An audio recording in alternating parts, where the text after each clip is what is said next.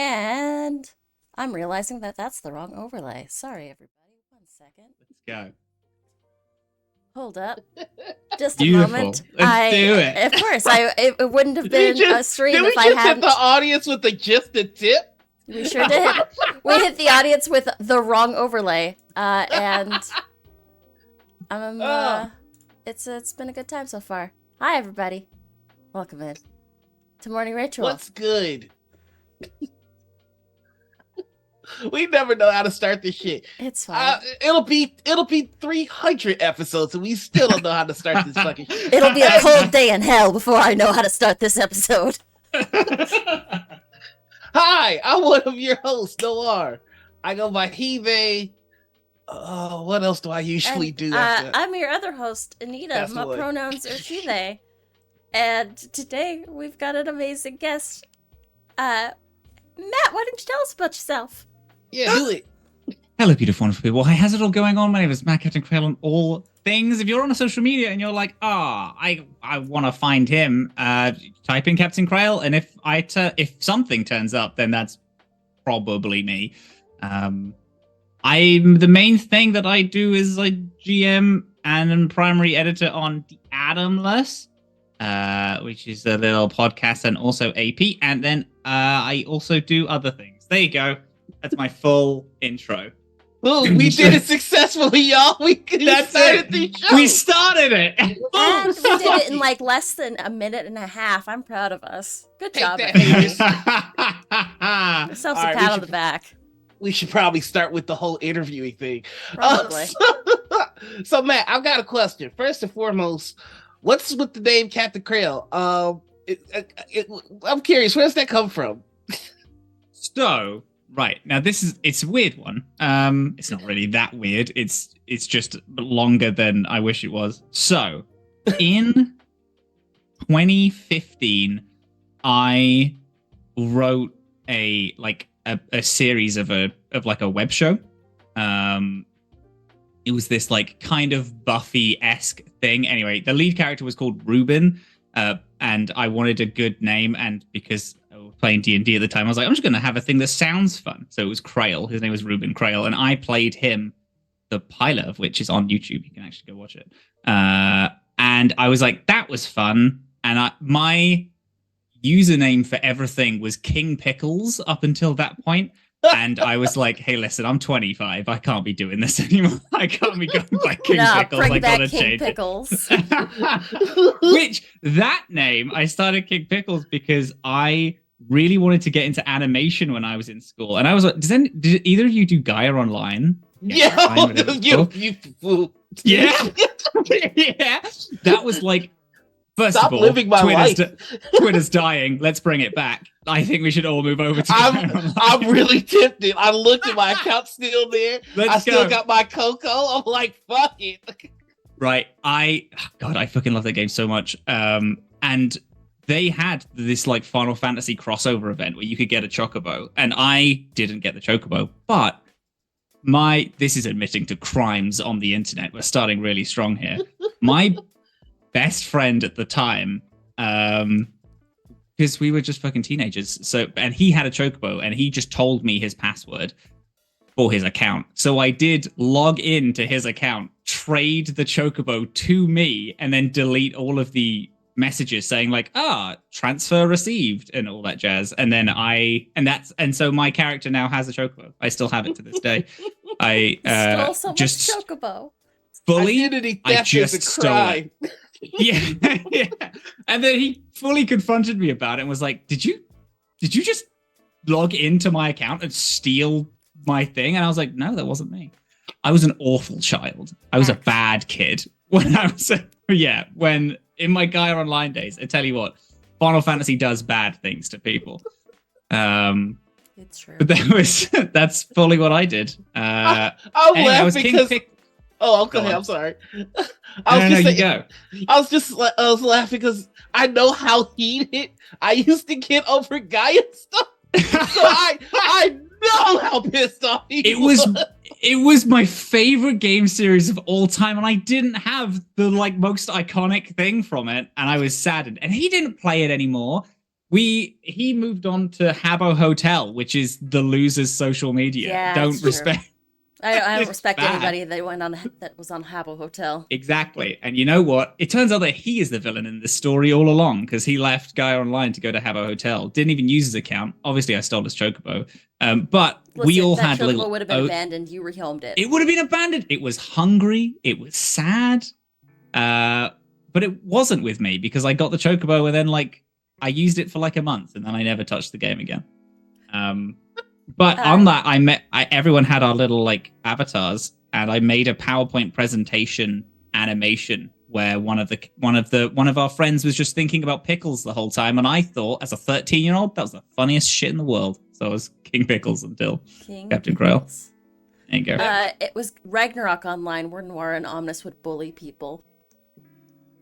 I don't know that one. I don't think. Oh, so very similar art style, except it was a very early MMO where you could you could buy cards to amplify your abilities and stuff. Very much like the donation items in Gaia. So imagine the donation items in Gaia giving you a power up. And me and my buddy Chris, we got our characters ridiculously strong, and we just bullied an entire server. I was one of the people you bullied. I don't regret it because it made you stronger. I got abandoned. He warped me to a zone where I was I think I was level 10, and I got warped to a zone that had monsters that were level 50. Oh my god! And the pair of you still speak? Oh my god! This is truly a. This was before we even knew each other.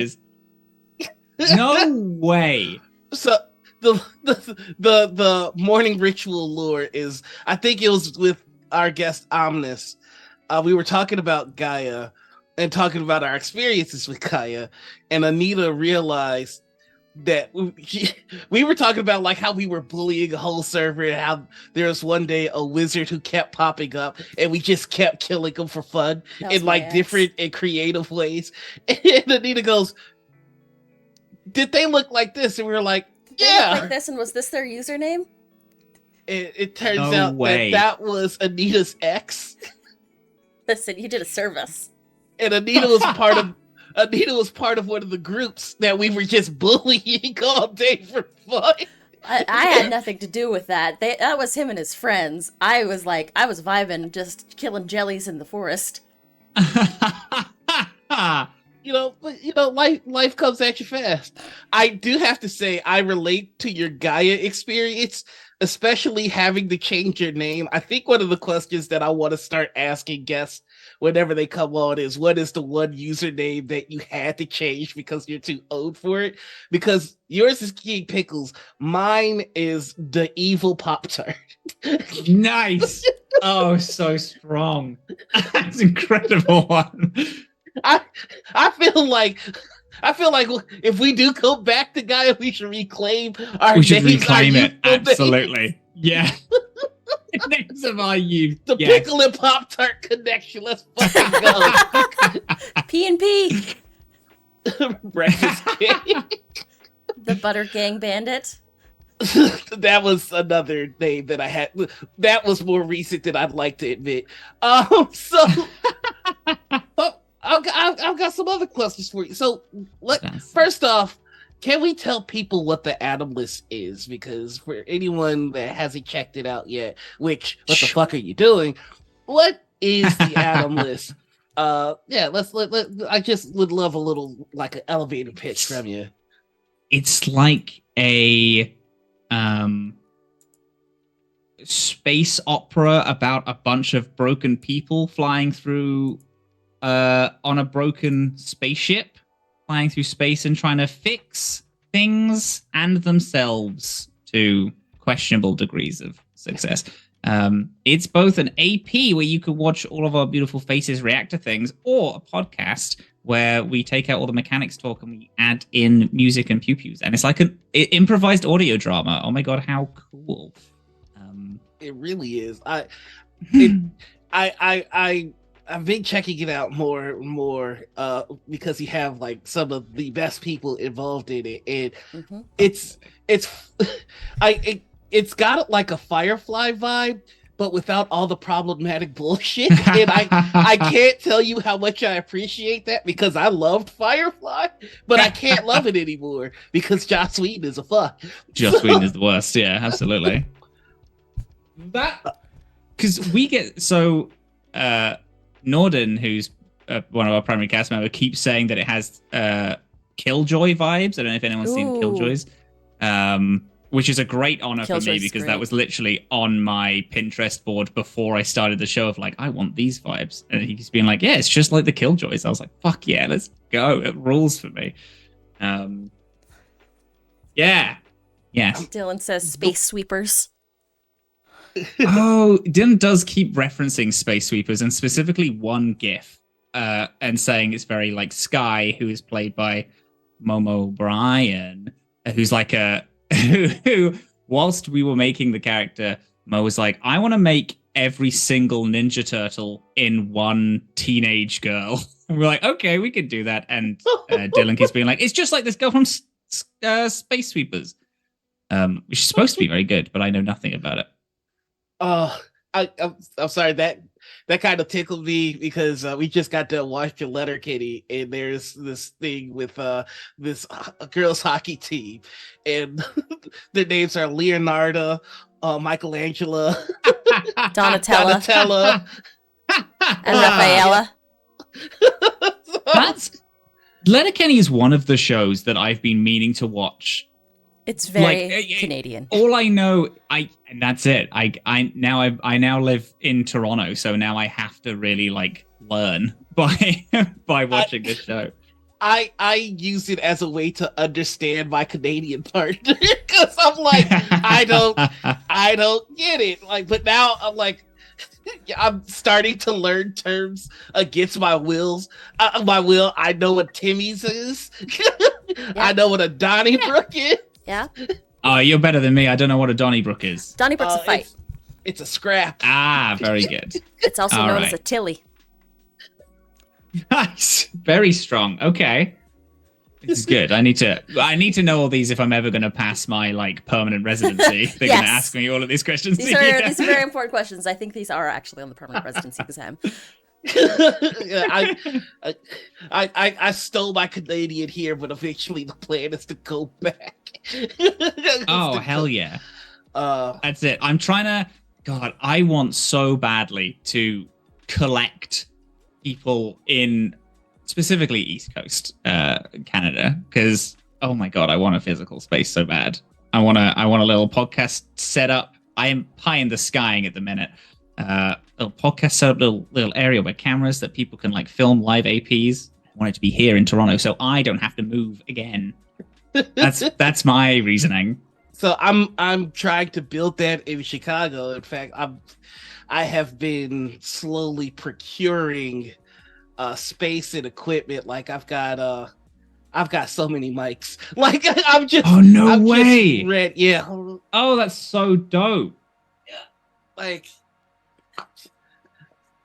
we got like about 4 of these pencil mics. And just a bunch of stuff getting ready to just start filming in a studio, because I think no disrespect to anybody, but I think we're all a little tired of all the studio shows being in LA. So who wants to be in LA anymore? Like it's so far away. It's just now everything is there. It's so hot. It's in LA, which I like when I was a child, I wanted to go to LA because I was theater kid actor, so obviously I did. Now I'm like, I'm too old for LA. I don't want to go to LA anymore. I've gone to LA about 3 or 4 times, specifically on a fact-finding mission. Luckily, a lot of the folks there were receptive. I've got to check out Scabby Rooster's studio. Hey. I got to check out Hyper's studio, Dimension 20 and Critical Role, and I got to see all their studios just so I could get an idea of how do we put this together where I am. Yeah. Like I don't want to go to LA, dog. I just don't. That's it. Yeah. And the thing is, I feel like there's talent other places. Yeah, exactly. You don't want everyone moving to LA. Yeah. No, and that's it. That's like 90% of my thing where it's like, listen, people just want somewhere that's not in LA. As soon as we make somewhere that's not West Coast, Yeah, people will flock to it. You build it, they will come. I feel like there's a production company in Canada that's kind of like quietly killing it right now, and like nobody's paying attention. Like Quest or something, Questline. Yeah, yes, Questline, which is in Vancouver, which is still West Coast. Yeah. So it's still like over there. Still in that PDT. That's it. I'm so sick of PDT. We need some Eastern. That's what we're here. Yeah, Can we get some love for Central Time, dog? Okay. You must forgive my lack of geographic knowledge. Chicago is right it central? Yeah, Central Time. Right in the middle. Right in the middle of the country. Dang. Because we're technically in the Midwest. I've looked though, and we are a 12-hour drive away from New York, and I'm like, I could do that. I cannot deal with you Americans, and you're like, oh, it's just a 12-hour drive. That's 3 times around England. That's awful. That's like, monstrous. Casual 12-hour drive. Yeah, I mean, like, I mean, do it in wow, shifts. you know. Yeah, I can't drive though, so for me I am just sat in a car for 12 hours, which is better than most driving. I mean, it's mad. Yeah, it's much better when you don't have to worry about if your car can make it. Yeah. You mean come over from East Chicago? Yeah, like I hate New York, but I love New Yorkers, which is really fun. Yeah. But back to the interviewing. How did you start? Like, because the Adam list has expanded. How did you start it? Like, what was the final straw where you're like, I need to make this real? It was kind of it was one of those things where I did like a lot of like smaller TTRPG stuff, and when I was coming over, because me and Mo were talking about, because we were long distance over the Pandemonium, and it was a talk of like, is she going to go over to London where I was, or am I going to fly over to Toronto? And I kind of wanted to go to Toronto, but also everyone I knew was on American times. Like my day would start at midnight because I'd be on shows at like midnight.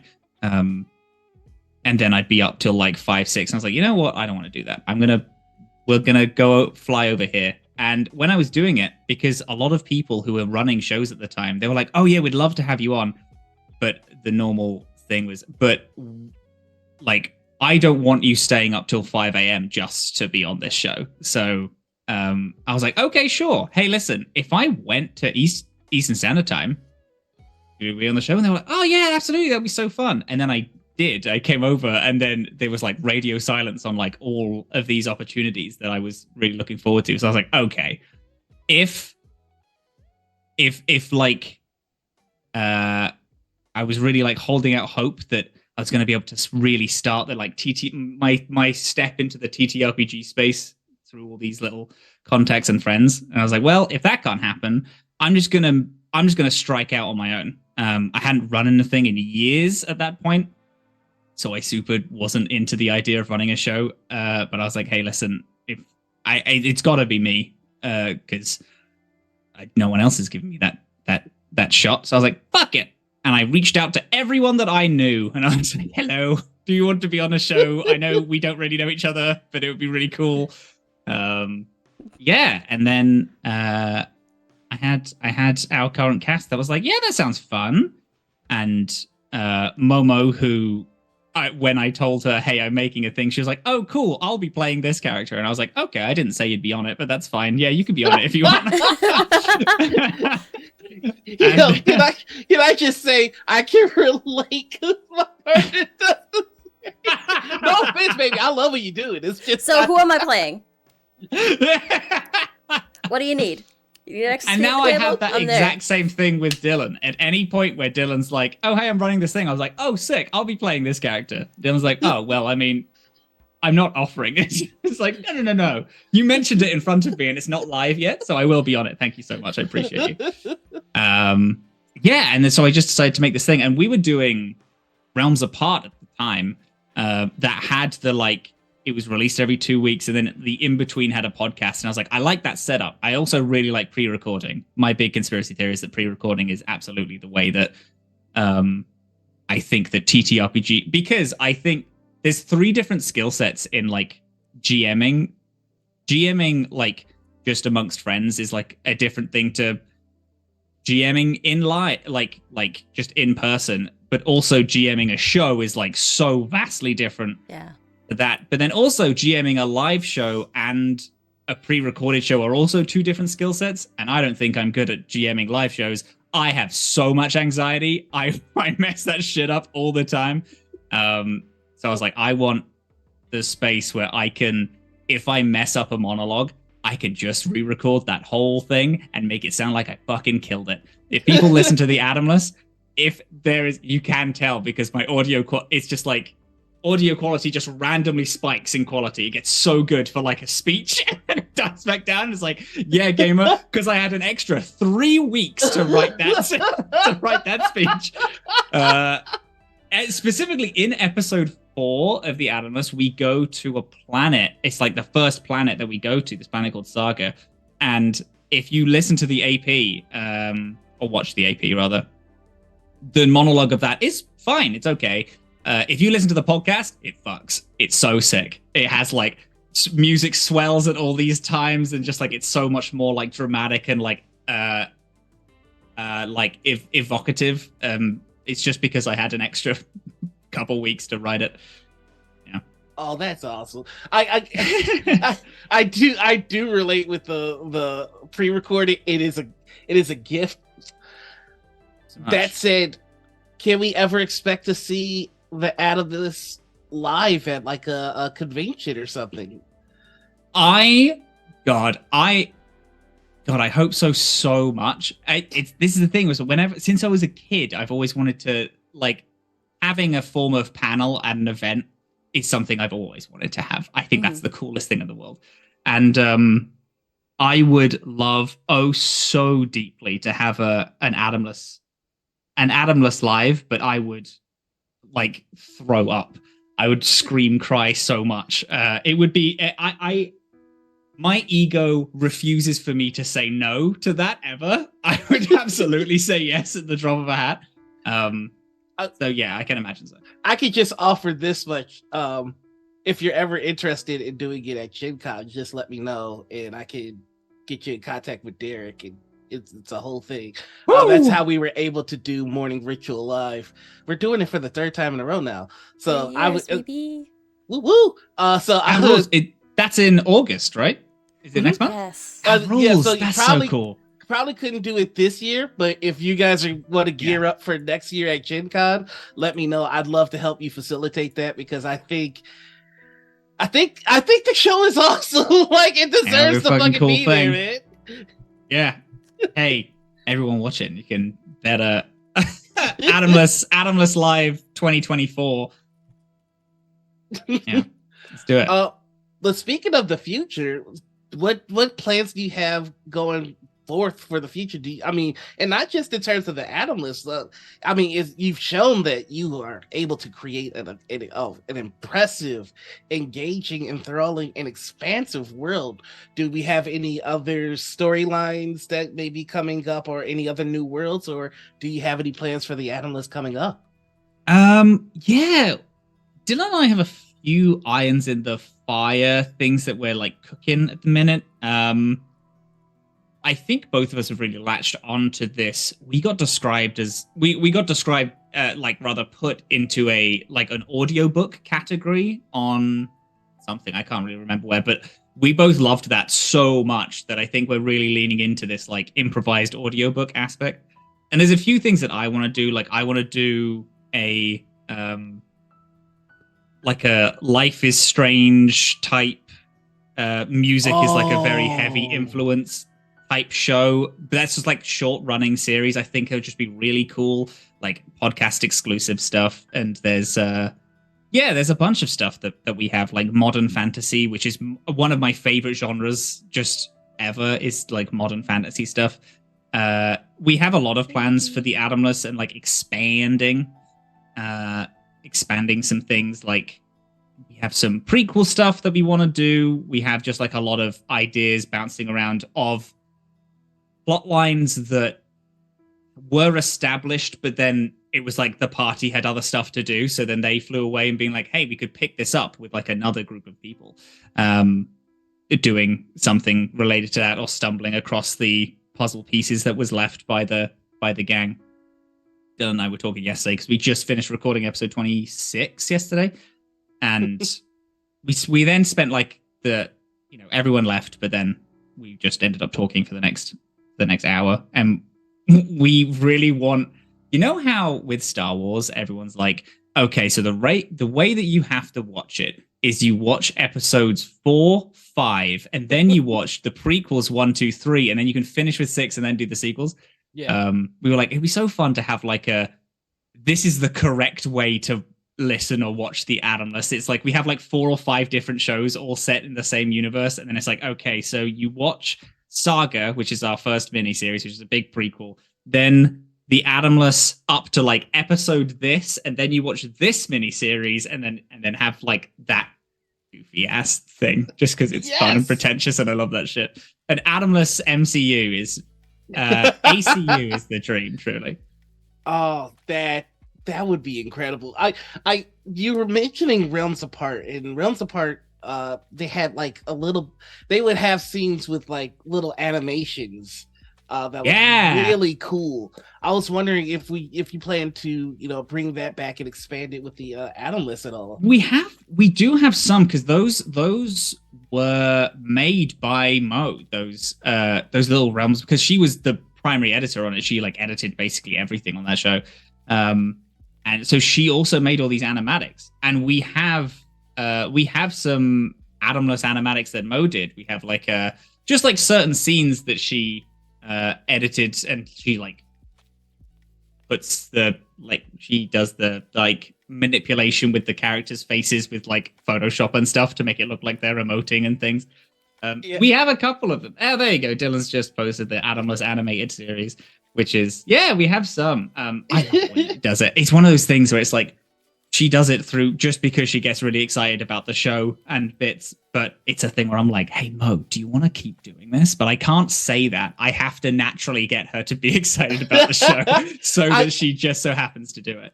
I have to say, it's a brilliant way to get people who are unfamiliar with the world or the story interested, because that's kind of what leaked me into Realms Apart. So it's just I'm very glad to see that come back, and it's just brilliant. Oh, it's great. It's what got, actually, because I got an Adventure Zone balance tattoo. This is from the first series of the Adventure Zone, which is a D&D podcast, and one that I love so much. It's one of my favorite stories. But the reason I got into that show and D&D, TTRPGs, that whole shebang, is because I saw an animatic that someone made of a bit from the show, and I was like, this looks great, and then I got into it. So yeah, I'm with you. I think it's just such a great way of getting people invested in stuff. I have some first half questions that I'm going to ask you, but before I do that, I've got one more compliment to give you with the Adamless, and then we'll move right along. I just want to say, this week we saw this week there was a little bit of dread in the space as a big company came out with their new D&D show, which whatever. Oh yeah. And the first day it did gangbusters, and in terms of storytelling and everything, they're still finding their footing. It's still very early, so you can see that there are kinks to work out, and that kind of that I saw a few people expressing like, I guess quality doesn't matter. I guess it's just, you need a following in order for people to watch your stories and all this kind of stuff. And I just wanted to take a second to say, like, in the face of that kind of dread and that kind of I want to say like hopelessness, the Analyst shines bright. You guys don't have the backing of like you don't have a college humor behind you. You don't have a Smosh behind you. You don't have a Critical Role behind you. And this is still something that is drawing out real passion for people, the kind of passion that only like that stories that have that kind of backing have. So I just want to give you that compliment, because what you've created is my argument for hope when people bring up stuff like that. That's not allowed. No. No, you can't do that. What a cruel thing to say to me live. Listen, on air. If you want, I have a silly question to cut through the compliment soup that is now the inside of your body. How does it feel to contribute to the gross domestic product of GMs named Matt? Awful. God damn it! You are another Matt. Dreadful, Shit! to be honest. I've been cursed since the day I was born by being called Matt. I hate it. It's truly the worst thing my parents could have done. I went to this is not so okay. So ever since mid-20s, I was like, man, I really like the name Robin. I used to do Robin at Starbucks. Because I was like, oh, fuck it. I don't want to be called Matt, because I was just like, there's just too many of us. At my work, there were 3 different Matts. I went to a party last week, and there was like 15 people at the party, and 4 of them were called Matt. And it's like, this is such a cruel existence that I live. It's just like the brutality of the world right now. Yeah. So who knows? Maybe I might revoke the fact that I am adding to this cruel lineage of Matts in the world by being like, no, I'm going to change my name now. Fuck you all. I'm out. Maybe that's the secret sauce, though. Maybe we like you want your AP to be do well. That's it. I have no talent in the real world. I'm just called Matt, and people are like, oh, he must be a good GM, actually. That's crazy. Listen. I'm gonna start a show, and I'm gonna name myself Matt, and we go test it. That's it. That's all you gotta do. That's the secret. Yeah. When I make a masterclass in like 10 years, I'm gonna be like, so call yourself Matt if you're gonna GM anything, because that's all you need to do. I do have to say, though, Robin is a kick-ass name. Robin is a great name. Thank you. I like it, but the fear is that people are going to call me Rob as a nickname, and then I'll have to extinguish them immediately. Robin. Oh, no, you just insist that you go like Robin. I've had this. Oof. All right, quick story. Let's go. I worked for a brand, and we had to play test a game. And one of the people that we were playing with was the individual that invested in this game. And so I was running it, and I'm like, okay, everybody, I'm your GM. I go by Noir. And this guy goes, oh, no, I'm not calling you that. What's your name? No and way. I'm like, it's Noir. It's like, no, that's Black. I'm not calling you that. What is your name? And I'm like, no. Oh my god. And unfortunately my Zoom snitched on me.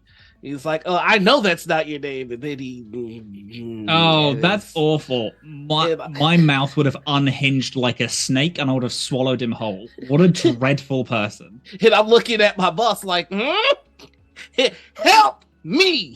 Oh my god. But surprise! I am Black. Surprise! I was African American all along. No, my boss did nothing. That is one of the many reasons I no longer work there. So no, I if you want to go by Robin, I think that's. I'm good. I appreciate that. I'm good for now. It's the thing. I'm still like feeling it out. It's been a revelation of mine very recently, because it's also getting people to change names. Gosh, it's such a hassle. I have to speak to everyone. Then I'm probably going to go by both just for pure ease, because then I'm going to have to change my email. So my email is just my name, and it's like, damn it. Anyway. Yeah, you know what? That's the one thing that I feel like I did right in this whole deal. It's just like I've been Noir since day one. That's smart.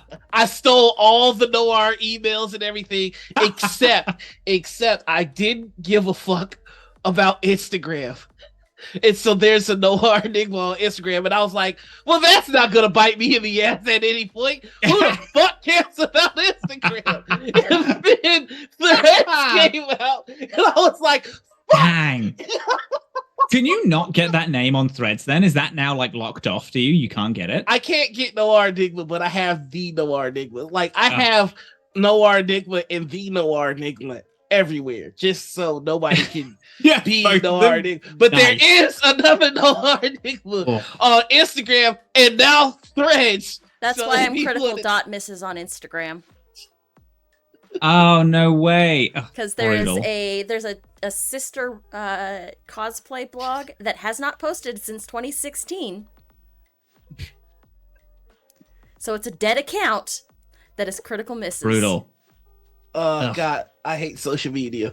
But look, that brings us to some of our first round questions. I'm just going to start with the one that could hurt me the most. All right, Matt. Let's go. There is a silent war in the TTRPG space between those of us who see these as simply storytelling devices. Oh Lord, I dropped it. Okay, we'll do this one. Simply storytelling devices. We roll the dice, we see what the results are, and then we're good. There are others of us, however, that feel that you should crunch them. By crunching, I mean putting in your mouth and gnawing on them, which is a choking hazard and a dental hazard. I'm aware that there are edible dice, but they say that's crunching, not crunching. So I have to ask you, man, what side of this war are you on? Are you on Stop the Crunch? Or are you on Crunch Crew? Or are you in the middle, like a coward? Oh, wow. Okay, we're taking a pretty hard stance against one of the three options that you've given me out the gate. Actually, mostly it's a dig at me. You've taken a pretty hard stance at two of the three options. I don't know what you're talking about. This is fair and balanced. There's no bias in this question. I have no bias here. Fair and impartial. That's Noir.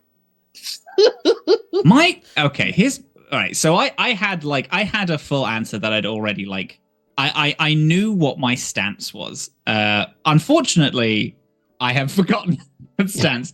However, the way that this question was worded has made me feel like Crunch is the underdog, and I have a bit of a problem where I have to join the underdogs here, and I have to stand with them.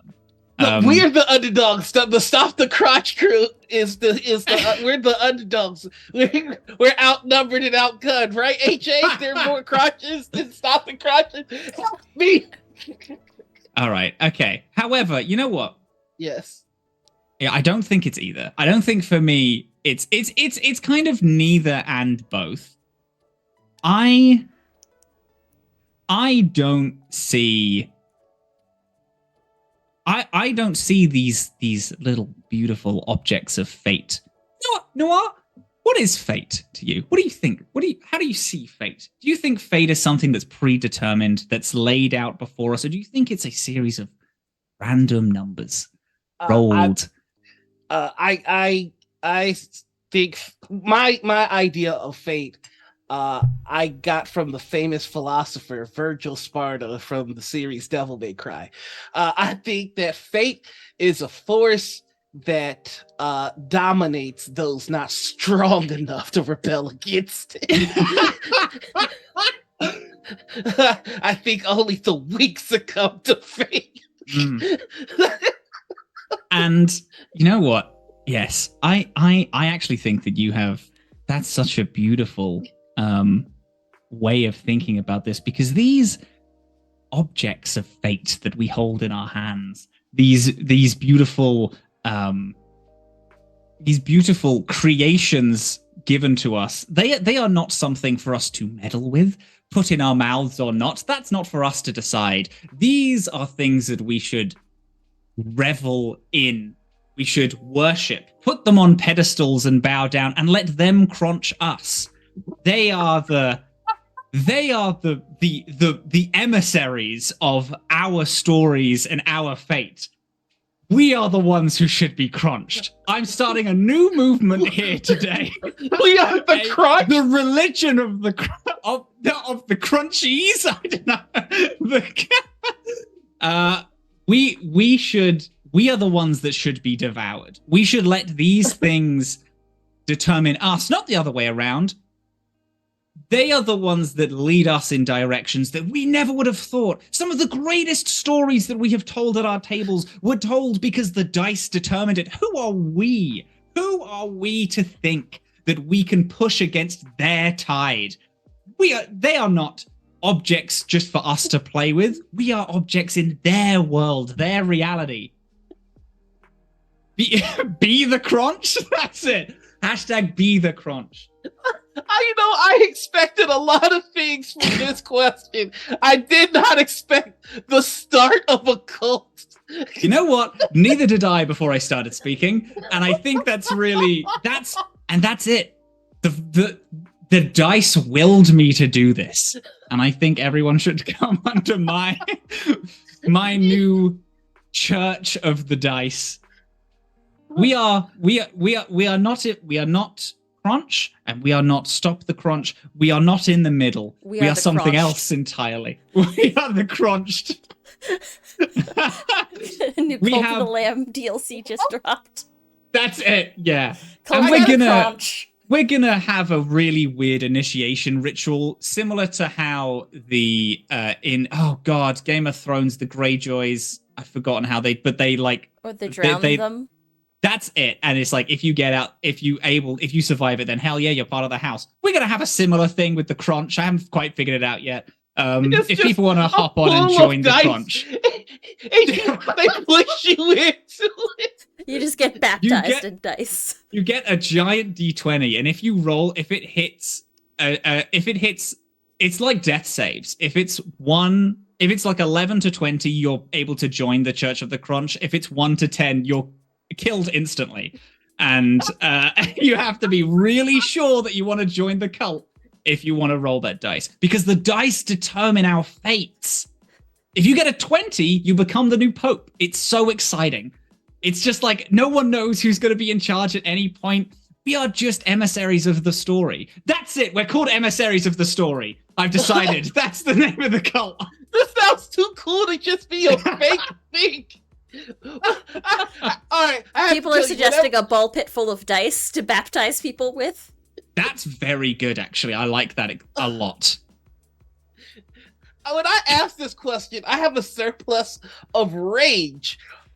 That if they answer that they are crotch crew, I just get to be mad for the rest of the interview. And if they say that they're stop the crotch, it turns into a sweet, sweet relief. I got rage indigestion because it doesn't know where to go right now. It's just like, you can determine if you want to release you can determine if you are to release this rage or turn it into joy by rolling the dice. Part of the emissaries of the story, they demand you to roll the dice. When you join up with them, you get a number from 1 to 20, and every 6 hours they roll it. It's depending on what number is rolled. Like if it's your number, either something good or something bad happens. Yeah, absolutely. Every day is exciting when you're part of a cult that determines how good your day is going to go on literally the roll of a dice. Polytheism. Polyhedralism? Yeah. I can't. Thank you, Grey They. Bye, gang. That's the show. That's the best joke we're going to have today. All right. I'm just going to take us out. Absolute legend in chat. Thank you very much for that. That's so funny. No offense to any other guests, but this might be my favorite answer to this question, just because I am absolutely flummoxed on how to respond. Like that's it. This beautiful world that you've created needs a major religion to be in it. Choose a And side. that's what this is. No, start a cult. Yeah, absolutely. You might see AJ's gonna switch sides. We're getting people, and then you can have the beautiful moment. Game of Thrones again. We're just the sect, and you can have Cersei at the sect as you destroy all of us in this beautiful montage moment. Very exciting. I'm so excited for the finale of Critical Misses, where everyone who's part of the emissary of the story dies, like, immediately. Why does our show have lore? I don't know. It's exciting, though. I love it. The only side to choose is the side that turns up when you roll the dice. Oh, absolutely. Absolutely. Oh, God. This war was getting out of hand. No, this war is just getting started. You know, if you run foul of the church, they don't call you an apostate, they call you the disadvantaged. So every time your roll happens, you have to roll twice. And the blessed are the advantaged. Even when there's like someone has like turncoated against the church and we send assassins after you, we get you in a room and we roll 2 dice, and if you get both like in like the upper quarter, like 15 to 20, we just leave. We're like, the fates have determined that you are worthy, and then we just walk, and that's it. I'm real talk considering making a faction like this. Yes, that's we gotta have houses and alliances. We gotta really thrash this out. Could you imagine an assassin showing up at your house? He's got you tranquilized and he's tied to a chair, and he goes, "Let's see what happens next." Oh God, that's terrifying. Like, that's amazing. Oh God! And if you roll a crit fail, then it's dice. Like yes, dreadful. Yes, absolutely. Yeah, if you roll a crit fail, it's just like it's again. We have like fucking Cersei Lannister walking with shame, like bells dinging. It's like it's bad. Shame. You ding ding. Instead of starting as an acolyte, you start as a D4 and you have to work your way up. The That's so good. Dice. That's so good. Like, yes, they're the world's best assassins, but it's really dangerous to hire them. Are just all D4s. This is fucking ridiculous. I'm here for it though. We have our paladins have these like giant maces that are just like D8s that are like on the like the big heavy like end of the mace. Yeah, that rules actually. This is great. Gang, we've made something really special today. Listen. I'm really glad about this. I like the energy we're bringing into this Chili's today. Again, I asked when this show airs. Oh, okay. So that brings us up to our follow-up question that I usually ask out of Paladin. Oh God, it's so good. Paladins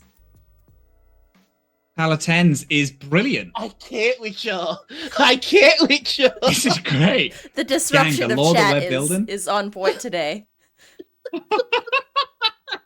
Oh my God. All right, here's the follow. I usually ask the follow out of hate, but now I can't. All right. You get to play with any 5 people that are alive right now. You get to choose the game and who's GMing, and you don't count towards the 5. Who is at your table? Dang. See, I didn't know we got to choose the game. Mm-hmm. And all right.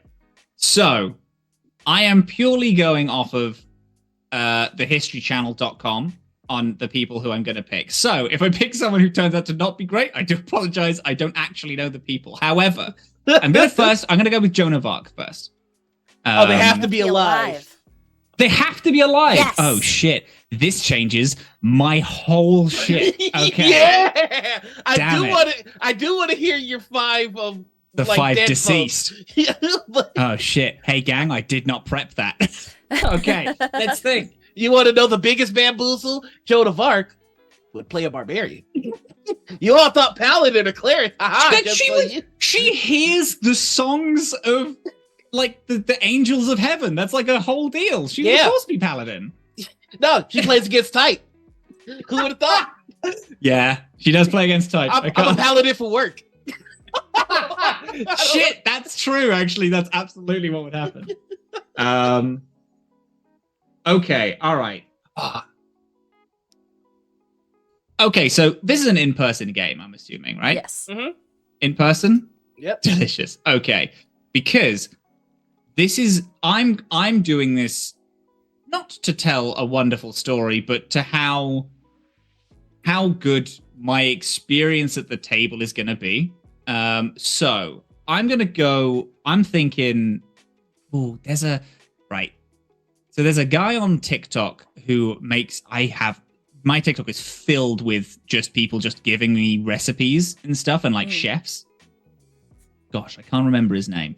Is it the guy that makes everything out of chocolate, like fire hydrants and dinosaurs? That's one of them. That's one of them. Absolutely, that's one of them. Because that guy, the minis, he's going to be a mini maker.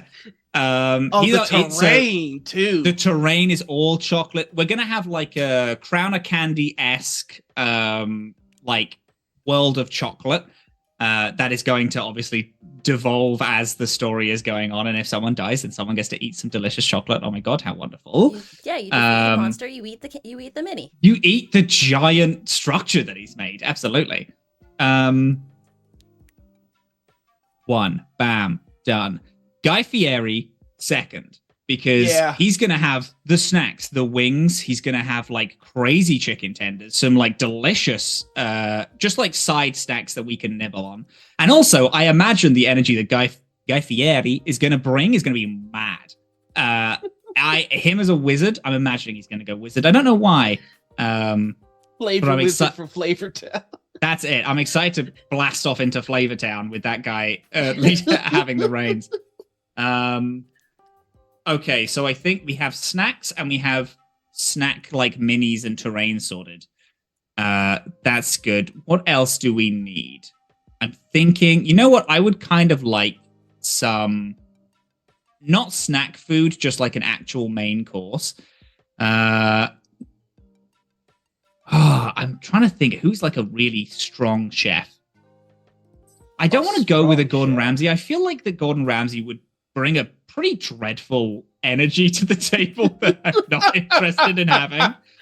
Because I'm sure that he's actually nice in real life and like he isn't like that aggressive constantly and it's all brought up for the TV, but I don't want to take that risk. You know, when you get like a vibe and it's like, I don't want to risk the fact that this is all an act. So probably not him. Mark Dacascos or like the Iron Chef host that's like in John Wick. Oh, what? Yes, I would bring him on just to talk about John Wick. Speaking of, him, fourth, Keanu Reeves, just because I want to meet that man. Yeah. It's so bad. He leads two of my favorite films of all time, of John Wick and The Matrix. The Matrix being actually, like, I think top 3 favorite movies of all time. How do you feel about Revolutions and Reloaded? I watched Reloaded.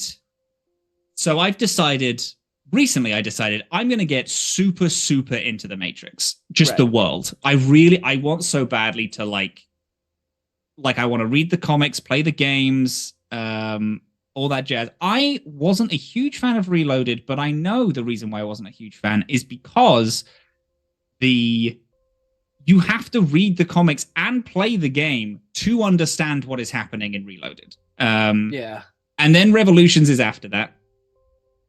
Revolutions? That's the name of the third one. Is it? I think so. And then there's Resurrection, which I haven't seen, unfortunately. I like them. I think I think The Matrix 1 is a beautiful standalone movie and is absolutely perfect. And then I think 2 is a lot of fun. I think it's unfortunate that you have to do so much supplemental reading to like understand what's going on. And the third one, I like, talks about philosophy. I think that's really interesting. I think that's I like the fact that in 1, it's AI is bad, humans are good. And then in 2, they immediately introduce that AI is actually fine. there's a lot of different ways around it. I think Agent Smith is a great villain. I love the fact that he becomes a rogue AI. I just think that Hugo Weaving absolutely kills it. I'm talking about the Matrix too much, and you asked me to do my favorite table. I'm going to hard pivot back onto the actual question. Big fan of the Matrix, by the way. Keanu Reeves will be fourth. My man who's the chef is third, because he can do all the main courses, since he's the Iron Chef guy.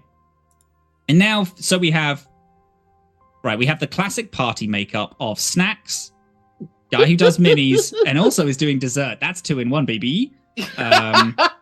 We got the guy who's doing the main course, who's the guy who's in the John Wick movies. Keanu Reeves, who's just the talent. Oh, he's just a beautiful boy. He's the person who brings us all together. And now fifth has to be, I feel like fifth is like, I'm able just to do who I want in 5.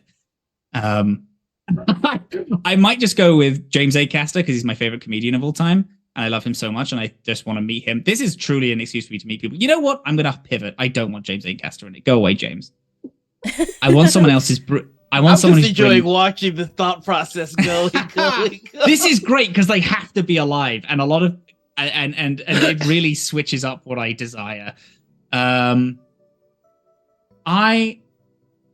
don't want to run this game, because I want someone else to run it. And I'm trying to think of who would be a really good DM. Who do I want to play in like the world of, who they made a world and I just think it's really fun. And I was like, I'd love to be a part of that. And just see what they would do for a bit.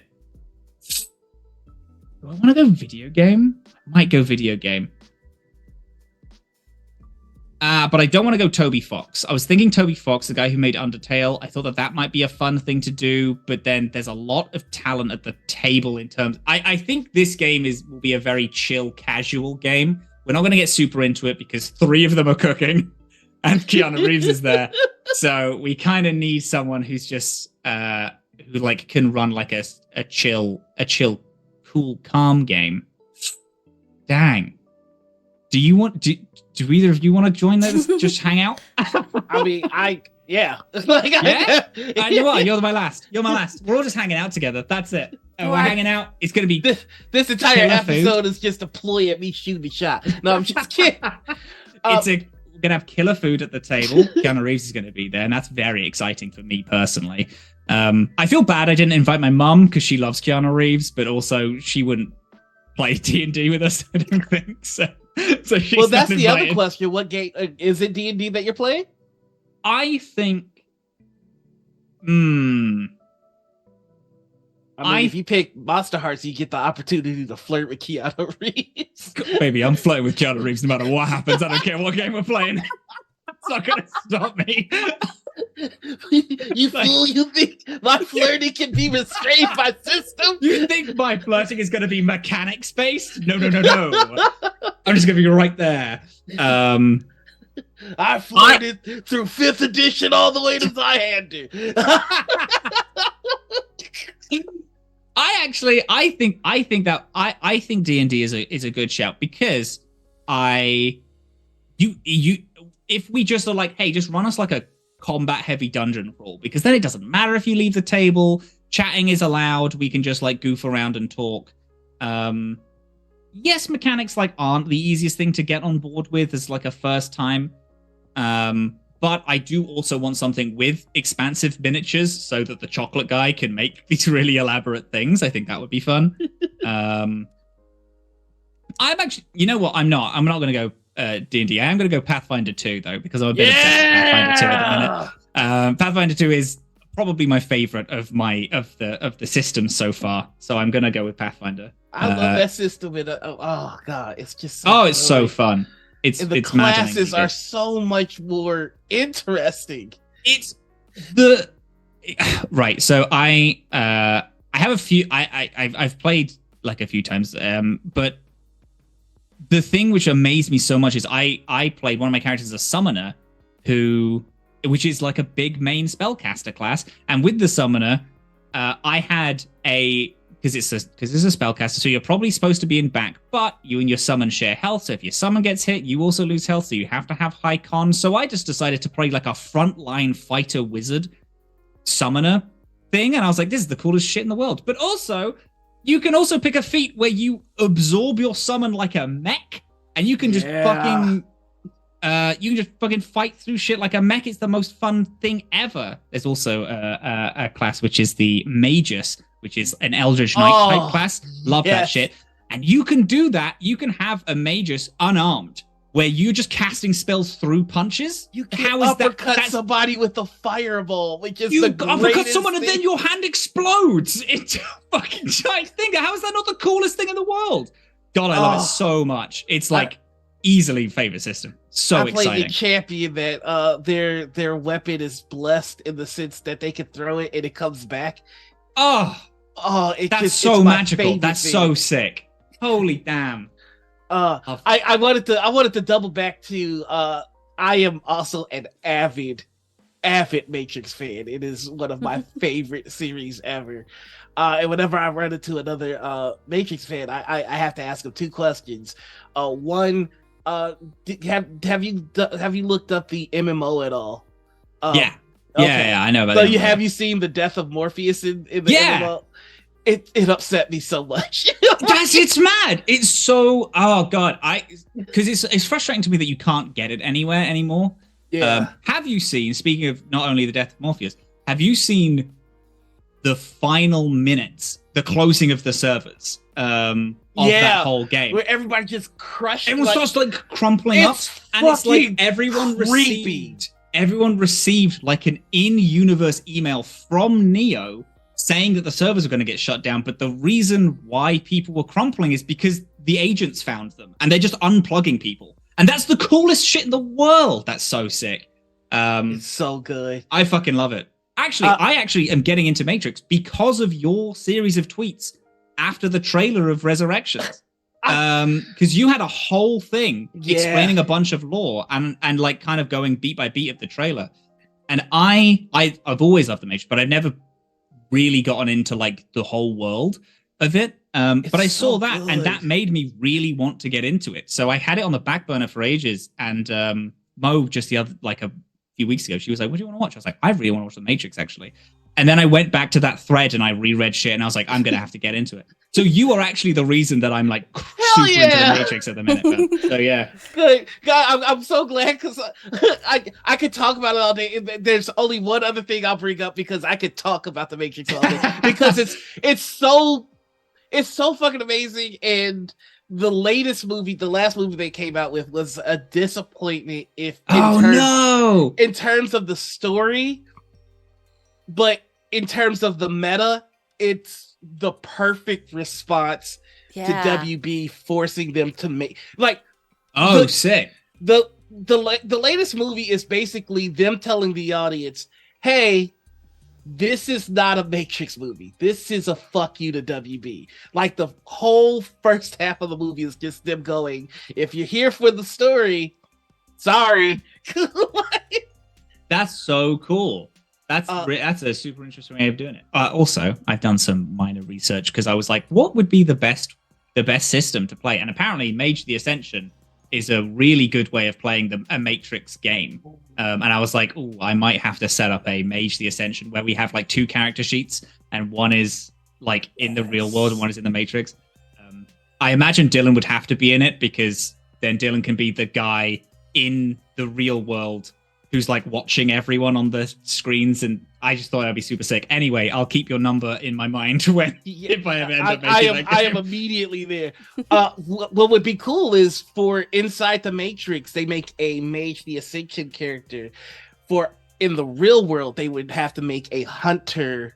That is genius. That's so good, actually. Yeah, that's way better. That's fucking sick. Yeah. But I just wanted to, if it's worth watching either a Let's Play or just some of the cutscenes from Path of Neo, because there is a point in Path of Neo where the Wachowskis show up and they explain like, hey, you've made it to the part of the Matrix where Neo does a thing, which is great for a movie. And here's why he does it in the movie. But it won't work for a video game. So instead, we're just going to give you what you came here for, which is an awesome boss battle.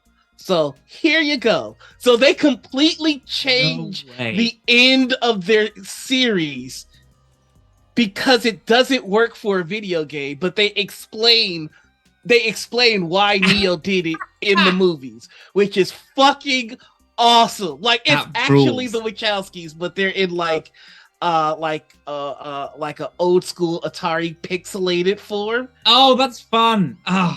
It's so good. But rules. Yeah. That's cool as hell. Highly recommend. But now there are other questions that we must ask you. Questions. You are the God King of the TTRPG space for a day. Any 3 things you want to have happen, you snap your fingers, and it is so. It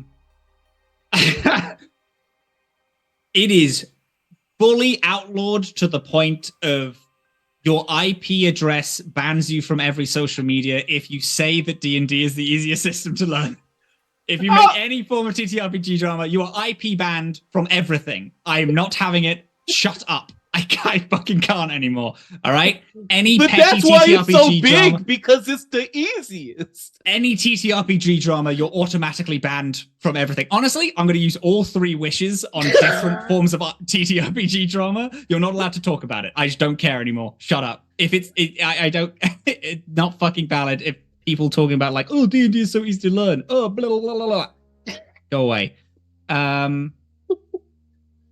Every big company that has like resources has to have like this is slightly going against the last point, and I understand that, has to have a D&D Beyond like that helps you make a character sheet, teaches you how to play, and has everything just like set out on a website somewhere, because it is easier. Like resources, I need resources for people to learn, and if you have the means of doing it legally, gotta do it. Shout out to Demiplane for Demiplane is so fucking good at that. Absolutely. You are correct. Yeah. Funding to Demiplane. Go watch Enemy of My Enemy, which is fucking Hunt of the Reckoning Vampire the Masquerade show on there. By the way, Dylan did a killer job on Enemy of Miami. Just want to point that out. Oh my god, so good. It was amazing. So good, it's upsetting. Truly is. Like, actually maddening. Everything from like character design to like forcing.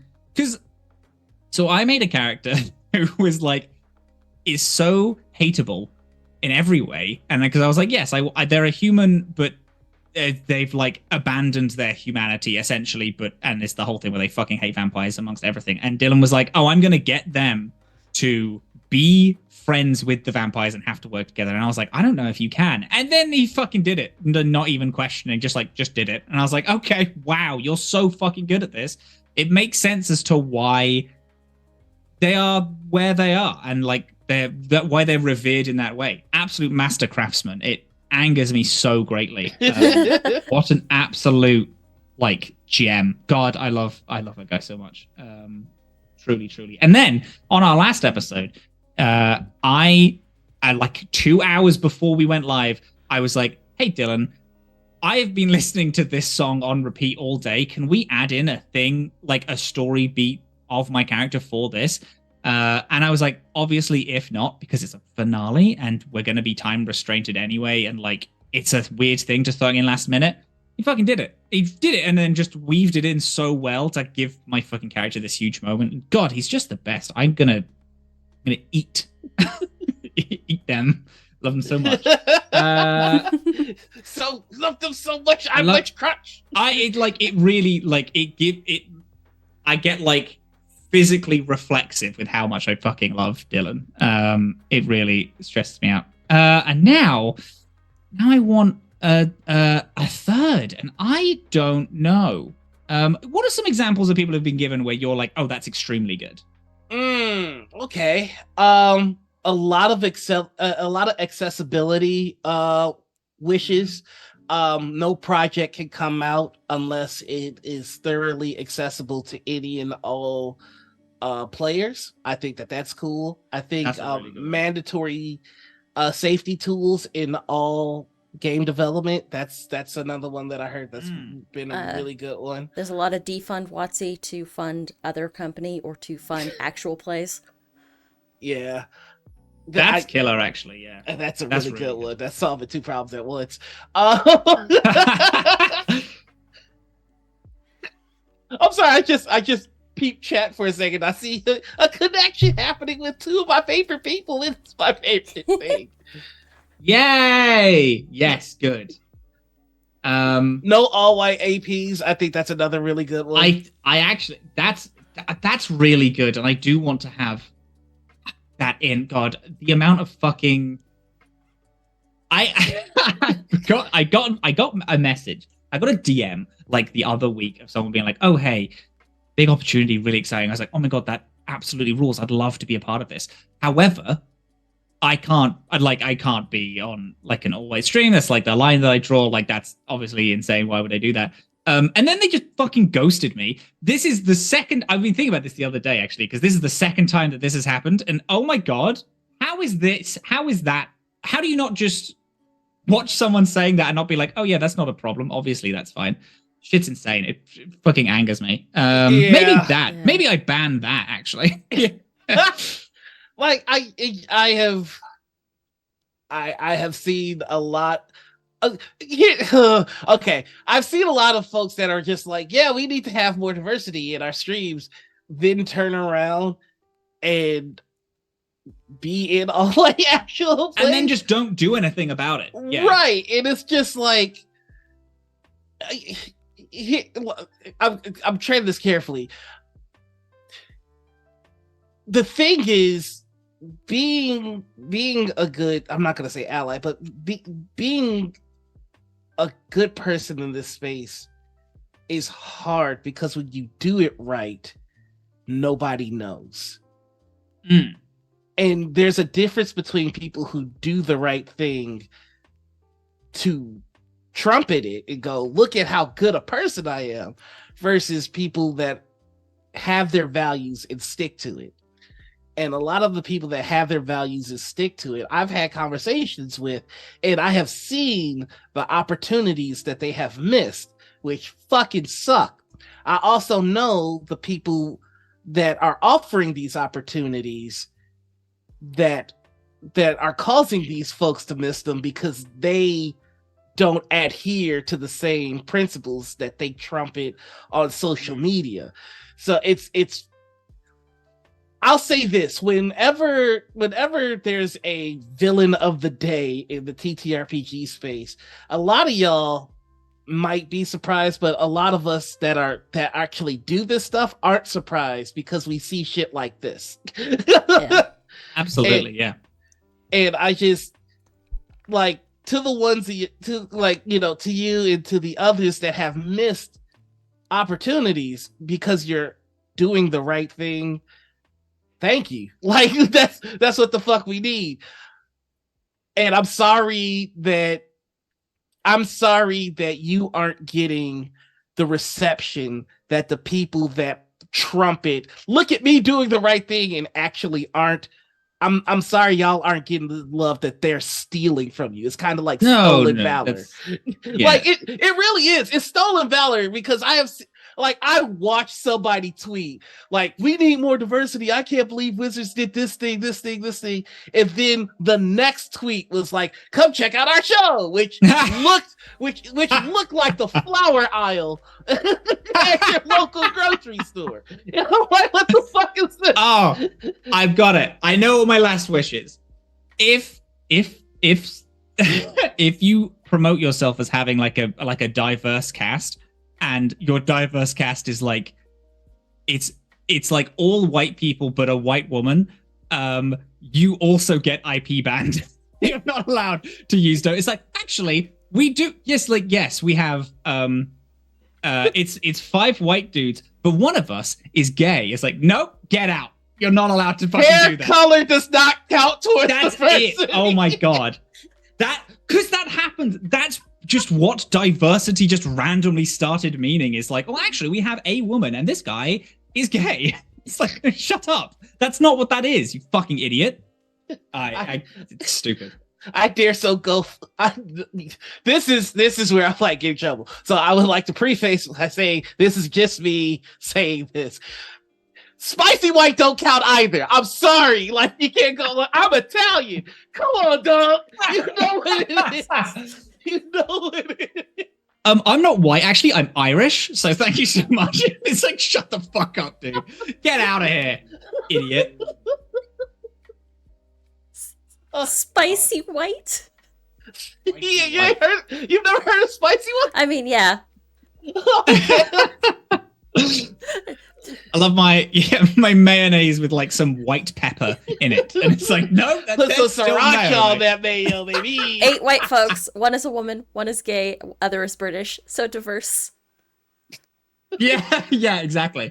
And I'm the British one, and I feel like as a she/they with dyed hair. I mean, honestly though, there's nothing worse than being a person of color and looking around at the cast and going, "Oh fuck, I'm the whole diversity." Oh, you're holding it down.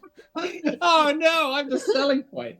I know why I'm here. Listen, I once was at an AP where the GM said, what were the exact words? I couldn't just have one person of color on, so I had to bring someone else back, or someone else on as well. Oh, very and that's good. almost worse. Yeah. That's just saying the quiet part out loud. When the show gets in trouble, and they're like, "Oh, but we are diverse," and you can see their head turning towards you, and you're like, "Please don't do it! Please don't do it!" Oh my god! Oh my god! Like, no, please, no. Talk about how good we are, Noir. Why aren't you saying how diverse we are all the time? You're letting the side down. Fucking assholes. I just fucking lean in my chair like, no. Jesus. And that's it. A lot of people are getting IP banned, and then the TTRPG space is going to get a whole lot quieter. It's going to be nice. We're so diverse. yeah. AJ is black and Latin. That's double. That's a twofer. That counts as 2. Yeah. That counts as 2. Okay. Sorry, that would tickle me pink. All right, and the last question that I need to be more consistent with asking. You can take the resources and the popularity from any IP that exists right now and give it to another IP. If you want to take all of Harry Potter's popularity and funds and then give it to like fucking Highlander or something, like, you can do whatever you want. What IP are you draining and what IP are you buffing? Now, the thing is, right, is that Harry Potter is such a good shout because it has almost endless resources. However, I feel like the endless resources become like that twist and corrupt it in some way. And I might just leave Harry Potter to die because that's crumbling at the seams. Right. So maybe that Harry doesn't Potter actually have as much as devaluing in terms of this, if you ask before me. our eyes. This thing that a decade ago was fully immortal is like crumbling. It's fascinating to watch. However, I'm gonna go. I might go with something maybe slightly controversial. I think this property has had its time. It came out with, like, in my opinion, 2 incredible forms of media, but now it's getting a bit long in the tooth, and I feel like we should. Its popularity and adoration can be better used elsewhere. I am going to take Avatar: The Last Airbender's stuff. Ooh. I think that it had 2 incredible shows. I love Korra. I love The Last Airbender. I actually, honestly, I'm quite saddened by M. Night's movie because I genuinely think. Well, I genuinely think that he really wanted to make a really good movie, and producers just got their awful little grubby hands on it. And now there's this new show coming out that already has dreadful controversy going on, like the guy who plays soccer made a fake indigenous community to sign up with? How is that? How do you do that? That's supervillain shit. Like, that's crazy. Take that. I think we should leave it. I think the comics are fine, but they do some weird stuff. I think we should leave that as like a time capsule, perfect little moment. One of my favorite stories of all time is this graphic novel series called Saga. Yes. Oh yes, I love it, and the reason why I'm taking stuff from Avatar is because I want it to be an animated show. I think Saga is fully, in my mind, is like, it's beautiful. I had to stop watching because I got way too emotionally invested in two characters that beefed it, and it made me so upset that I was like, this is not healthy for me to continue to eat. My best friend named her daughter Hazel.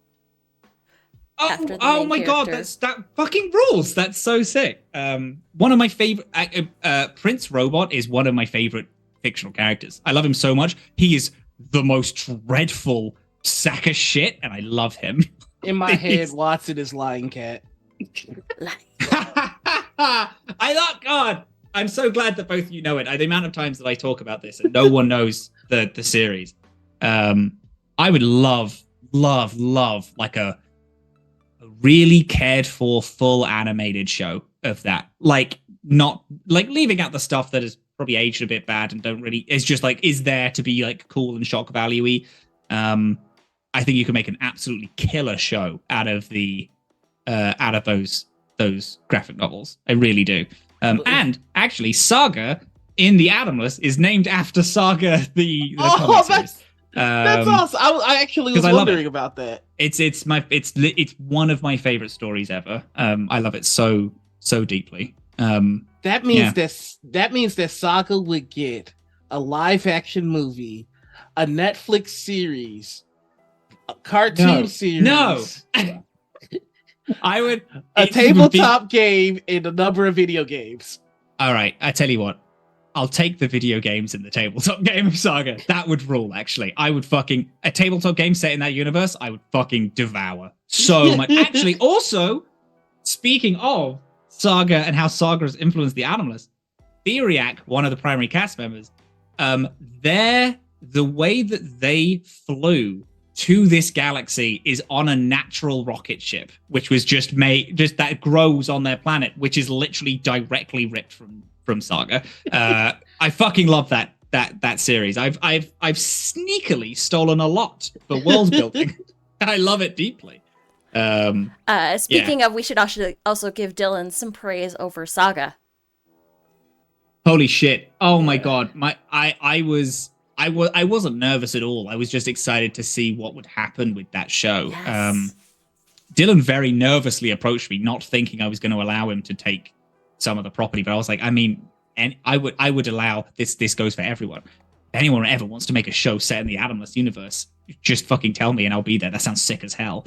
And Dylan fucking God, it's so fascinating because this huge thing that I hear from people is like, Saga is such a wild prequel to the Adamless because it shows all the themes, but really nothing happens. It's about a bunch of people chatting for like 4 episodes and just talking about living and showing how people live in this universe.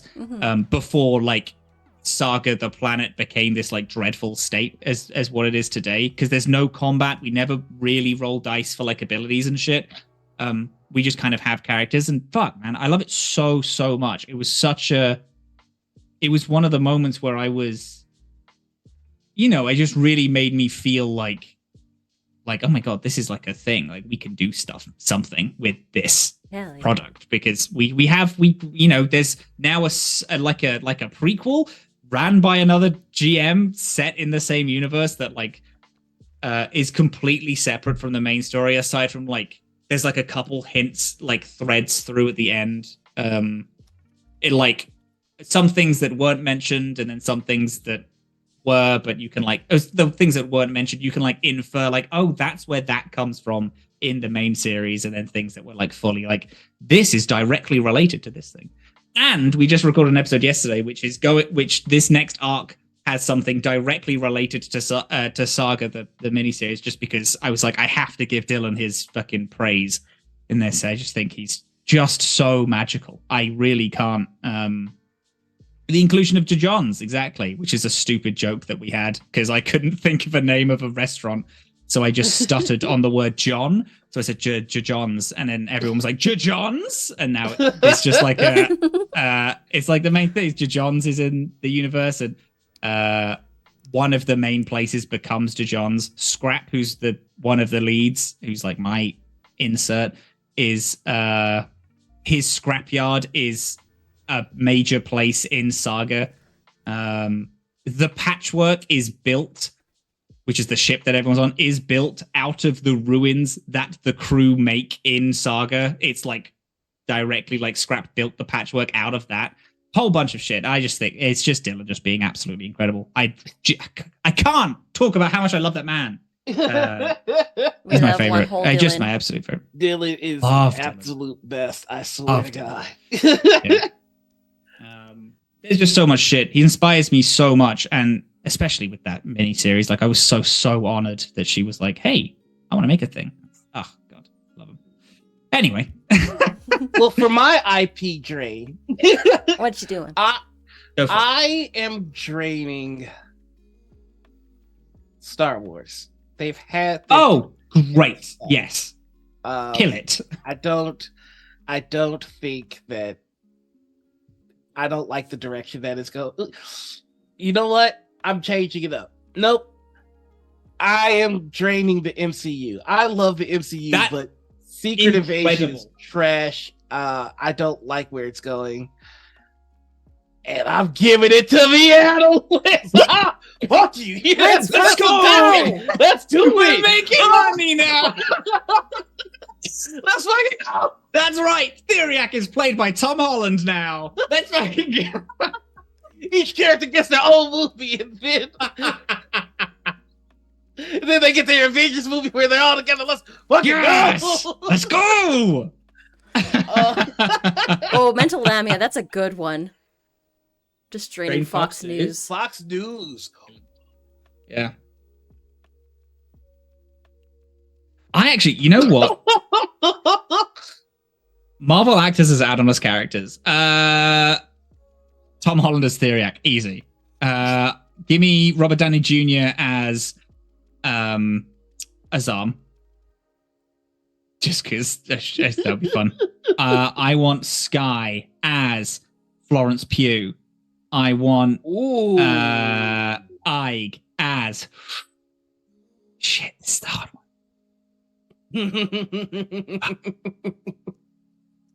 She's just a lady. Just a little lady. I know. That's it. It's like, I was like, dang, I have to have a lady. I can't say Bradley Cooper because he already plays Rocket Raccoon and that's not going to work. There, there in the latest Guardians of the Galaxy, there's like an otter. I don't know who plays the otter. I haven't seen the new one, but I know what you're talking about. Brie Larson as Ig. Huh. That's Linda Cardellini is the otter.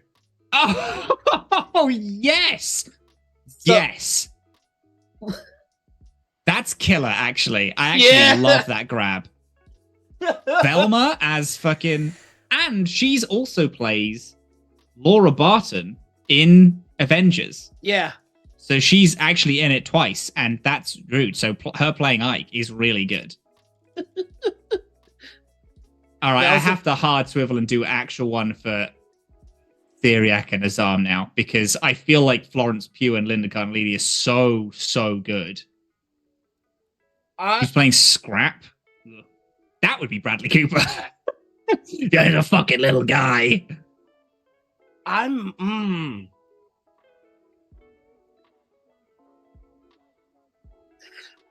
thinking Idris Elba as Azam. Holy shit, that's the grab. Oh my god, shit, you're so good at this. You want to cast? Cast this now? In future, you can cast all the shit that I make. That is so good. Holy damn, that's great. You know the guy in Ant-Man that like recaps the story? Like he had the van that saved the day in Avengers Infinity Pena. War. Yeah, Michael Pena, Sheriff Pancho. Let's go. Oh shit, Sheriff Poncho! Oh my days. Damn. I can't play this game with you. You're too good at it. Man, these are great hits. I'm picking Coulson as Winston. Wow. That's pretty strong. As Winston as well. James McAvoy is Theriac.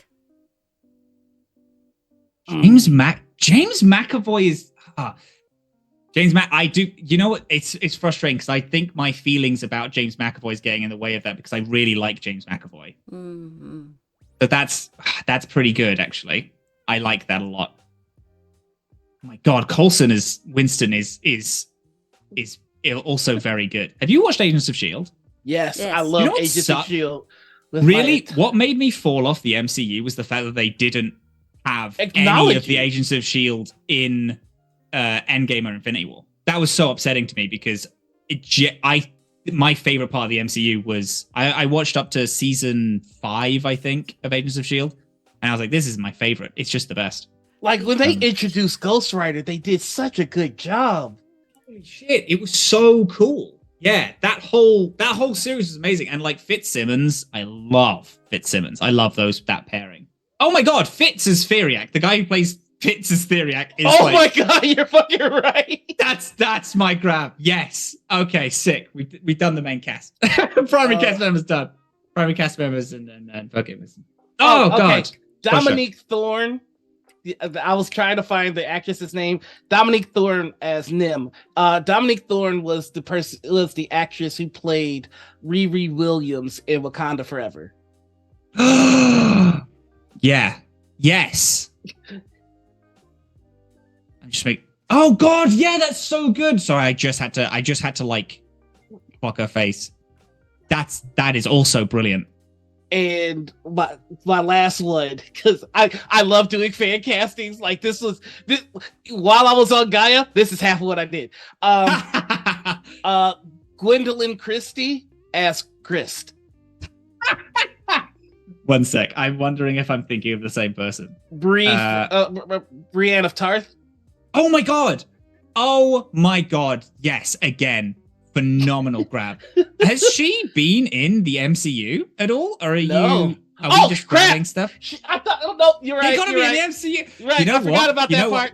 No, we'll allow it. It's Gwendolyn Christie. Like, we have to let her have it. She's fucking Captain Phasma, which is another thing that also bummed me out with you being like fucking waste. Such a waste. And it sucks as well because I really like The Last Jedi. I think The Last Jedi is my favorite Star Wars film, and I will fight for that. But what they did with Captain Phasma is really hard to defend. Like, you just can't do it. It just sucks. What Jamie Alexander for Chris instead? Sif from Thor. Ooh. Let me get a name to the face. Also, in Blind Spot. Folks that haven't listened to the Animals right now are like, very what the fuck nice. Are y'all talking about? Hey, if you haven't listened to the Animals, go listen to the Animals. And then watch this again, and you'll understand a bunch of stuff. That's it. That's a good grab, actually. Jamie Alexander is really strong. Really strong. Doesn't get enough. She's also in Agents of course she's in Agents of S.H.I.E.L.D. Yeah, of course she is. Yeah, I was thinking of Sandman, but Sandman is DC. Oh, very good. Yes. Another underappreciated. Which I haven't watched. I haven't watched it yet. I can't recommend it highly enough. It's so worth the time. It is. My laundry list of stuff to watch is so long. Like, apparently Good Omens is great, and season 2 is coming out. I haven't watched that. I've just caught up on Barry. I don't know if anyone's watched Barry. Oh, Barry's so good. So good. I just finished season 3, and I'm like losing my mind with like how they stuck the landing in a way that Dexter never could. Dexter could never. My God, Dexter just physically can't do it. Yeah, my mum keeps trying to get me to watch the revival. I don't know if you watched they came up with this new season like a few years ago. No. My mom was like, it's great because we see, the last season of Dexter fucking sucks. Yeah. I feel that's a unfortunate pattern in a lot of HBO shows as they drop the ball on the last season. Looking at you, True Blood and Game of Thrones and Dexter. Dexter was Showtime, Dexter right? was Showtime. That's right. Yeah. It is Showtime. Game of Thrones literally still bums me out to this day. I really, so much I want to rewatch it. I think I've mentioned it like 3 times today. And it's like, it's a show that was so culturally incredible. Fuck, I love that show so much. And the last season, I was like, this is dog shite, actually. This sucks. I've never seen somebody, it's not that they like, you can tell when somebody's being earnest, but it's just not good. Yeah. Versus somebody that just stopped giving a shit. Yeah. And like, if they tried in earnest and it just wasn't good, I don't think Game of Thrones will get half the amount of hate that it gets. Absolutely not. It's just that they clearly were excited about starting their Star Wars project. But they got it got taken away because of how badly they dropped the ball. That's mad. I'm obsessed with that. How can you fumble a bag so bad that you... we actually watched someone fumble the bag with the whole Kiki Palmer situation. Oh my God! We watched someone badly. fumble the bag so bad that he had to delete social media because he was so embarrassed. Oh my God! Oh, like honestly, men are taking a severe amount of L's lately, and you know what? It's just like y'all got to get y'all shit together. Like, what is going on? Yeah. It's just that I really cannot imagine being with Keke Palmer and fully just not being on my best behavior. Like you would not catch me speaking. I would be like, no, listen, I talk when you say I could talk. You are Keke Palmer. I am nothing. Yeah. Everybody's I can't dragging imagine. him. Because even in his text, he can't say he's the man of the house because it's Keke Palmer. And you're just it's Keke Palmer, dude. It's yeah. A chat's still going on about the fan casting. I love it. They've fan cast Keelan and Flair as Tom Holland and Dave Bautista, which is extremely strong. Actually, that's really good. Tom Holland would be a really good Flair. To be fair to him, I think Tom Holland is getting a bad rap because he's just playing Spider-Man, and they keep getting cast as Spider-Man roles. He's pretty good though. He's in some things around. I think he's currently getting like the Robert Pattinson Twilight treatment. His name? Yeah, and who plays Harry Potter? Oh, Daniel Radcliffe. Daniel Radcliffe, thank you. That treatment where it's like, yeah, he's just very typecast. Admittedly, I will say that Daniel Radcliffe's a little different, but I mean, watch him in the stuff that he's in recently. He's great. He is very funny. Daniel Radcliffe, you would have typecast me? All right, I'm about to play the most off-the-wall shit. I love that. He has all the money in the world. He's just going to do weird shit now. God, what a man. Horns is an amazing movie. If you haven't checked it out, you should, because he's amazing in that. Guns Akimbo, it's just absolutely absurd. Love that choice for him. What a man. And that was because I think he filmed that like immediately after the last Harry Potter film. It just came out recently. Yeah. I mean, what a hard pivot. I like that guy. I think he's nice. Yeah. Love that show. He's in a show with he plays God and he's fucking fantastic at it. Divine Intervention, is that what it's called? I think it's something like that. Yeah. What is it? Steve Buscemi. Steve Buscemi plays Miracle God. Workers. Miracle Workers, that's it. It is so good. Steve Buscemi is a god that just is a piece of garbage. It's so great. It's like the apocalypse is happening. Oh, okay, yeah. I've got other things to do, so I'm gonna just. How have I not heard of this show before? This cast is like incredibly stacked. It's run for 3 seasons. It's so good. I've not heard of it before. What the hell? All right, well that's going to be on my watch list. That's fun. Oh, I've watched. And it's gone like every season has gone in like a buck wild different direction too. the first one's like, we're just gonna have to perform a single miracle to save the world, and then it's just at the end of it's like, fuck the world, we're like in the post-apocalypse now, let's go, baby. That is so fun. Shit. All right, I'll put that on my list. I'm almost finished with Barry. Maybe that will pop up. Oh, it's only 22-minute episodes, and I can watch a 22-minute episode I can watch 15 22-minute episodes and struggle through 1 hour long show. It's gotta grab the attention, like just in like that That's exact it. micro Gotta dose move quickly for me. Something. I mean, I will say, like, the difference between Miracle Workers and Good Omens is Miracle Workers, it grabs you from the start. Good Omens, you have to kind of invest a little bit into it before it gets there. So it's Good Omens was hard for me to get started in.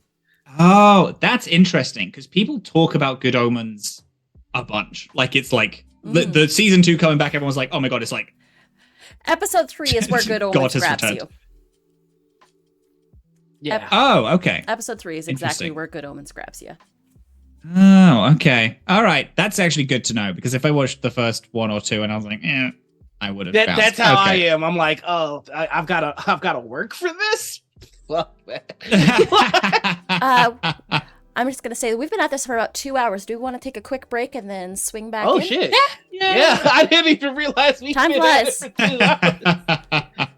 Okay, everybody. We are going to take a quick break, grab a drink, grab a snack, and maybe get some human stuff in. We will see you in about 10 minutes. Bye! Why?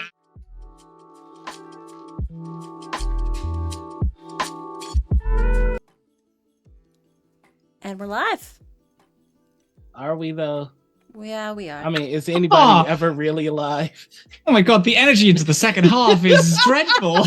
Welcome to the Dark Roast, where we get existential insight. Bring it back. Bring it back. All right, motherfuckers, it's time for the Dark Roast. Wait, that's too far in the other direction. I need to find a medium ground here. Welcome to the Dark Roast, where we get a little bit more serious, or at least that was the original intent of the Dark Roast, but honestly, it's more of the same. But we have some standard questions that we ask on the second half.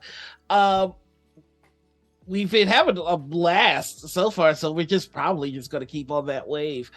We've been doing a lot of talking about the Analyst, so I kind of want to take a step back and ask about some of the other projects that you've had before and since the Analyst.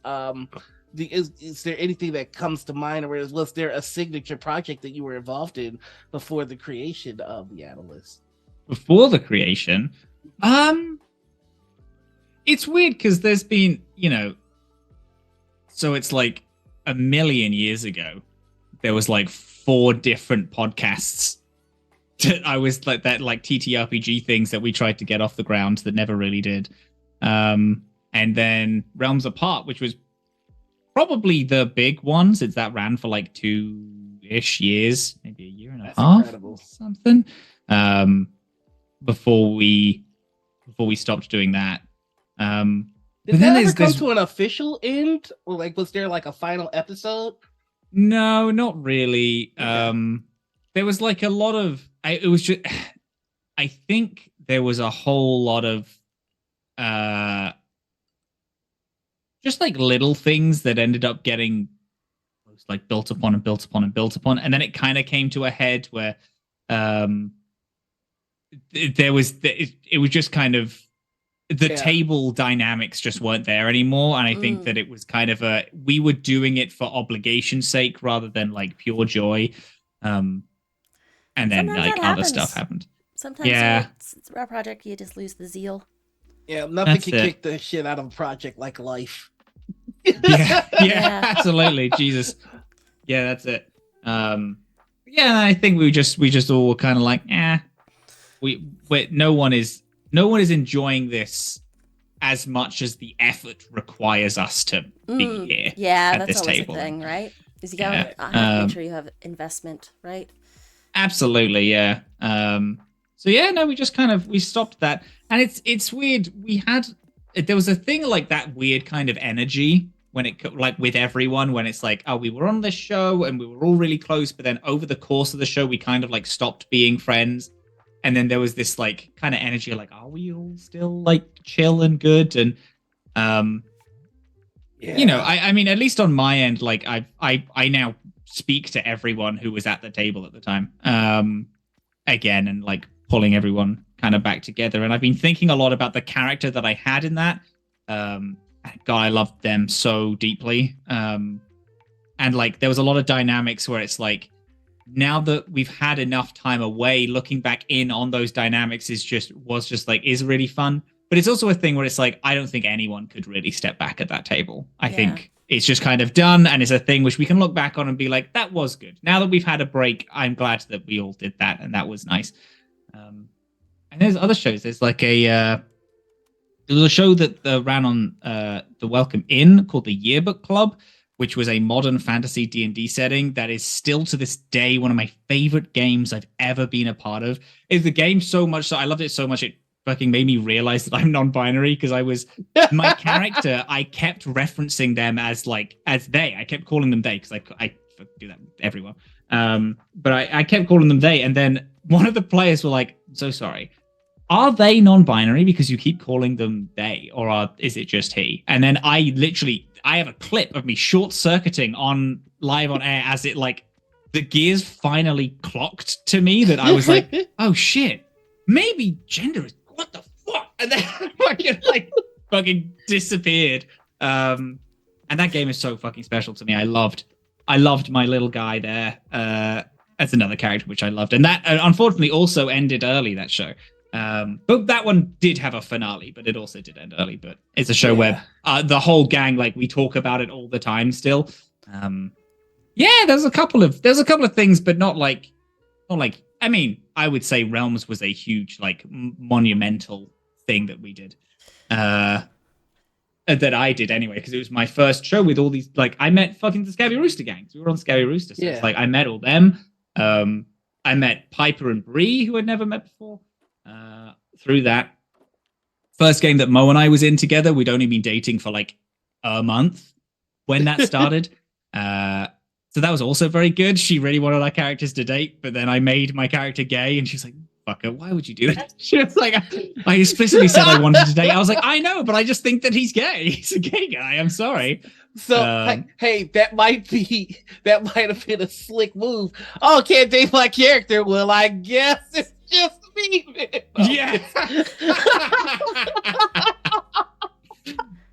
Smooth move, my friend. That was it. It's all a long con. It's all a long con. The whole legend about critical misses and gender. Yes, this is the channel where you go if you want to discover what your gender is. Love that. Magical. There's a proven track record. Is there actually? That's so fun. Oh my god, that it's rules. Happened so much that I think we have a shirt that says I played at critical misses and all I got were the new set of pronouns. There's a sticker that was developed by so Max great. or Arcane Goth, but there's actually a t-shirt that said I played TTRPGs. And all I got was this new set of pronouns. So fun. Holy shit. That rules. It's that /they, it'll sneak up on you. No one is safe. You, AJ, Milan, Darby now, Max. I can honestly tell you it happened for me here as well. It was during Kingsguard, and when you're GMing, you're just of the world, and I like to really like break down who my NPCs are as people, and so like as I'm breaking them down, I'm thinking about what they like to eat, where they like to go, what motivates them, what makes them sad, and I'm like really getting into it.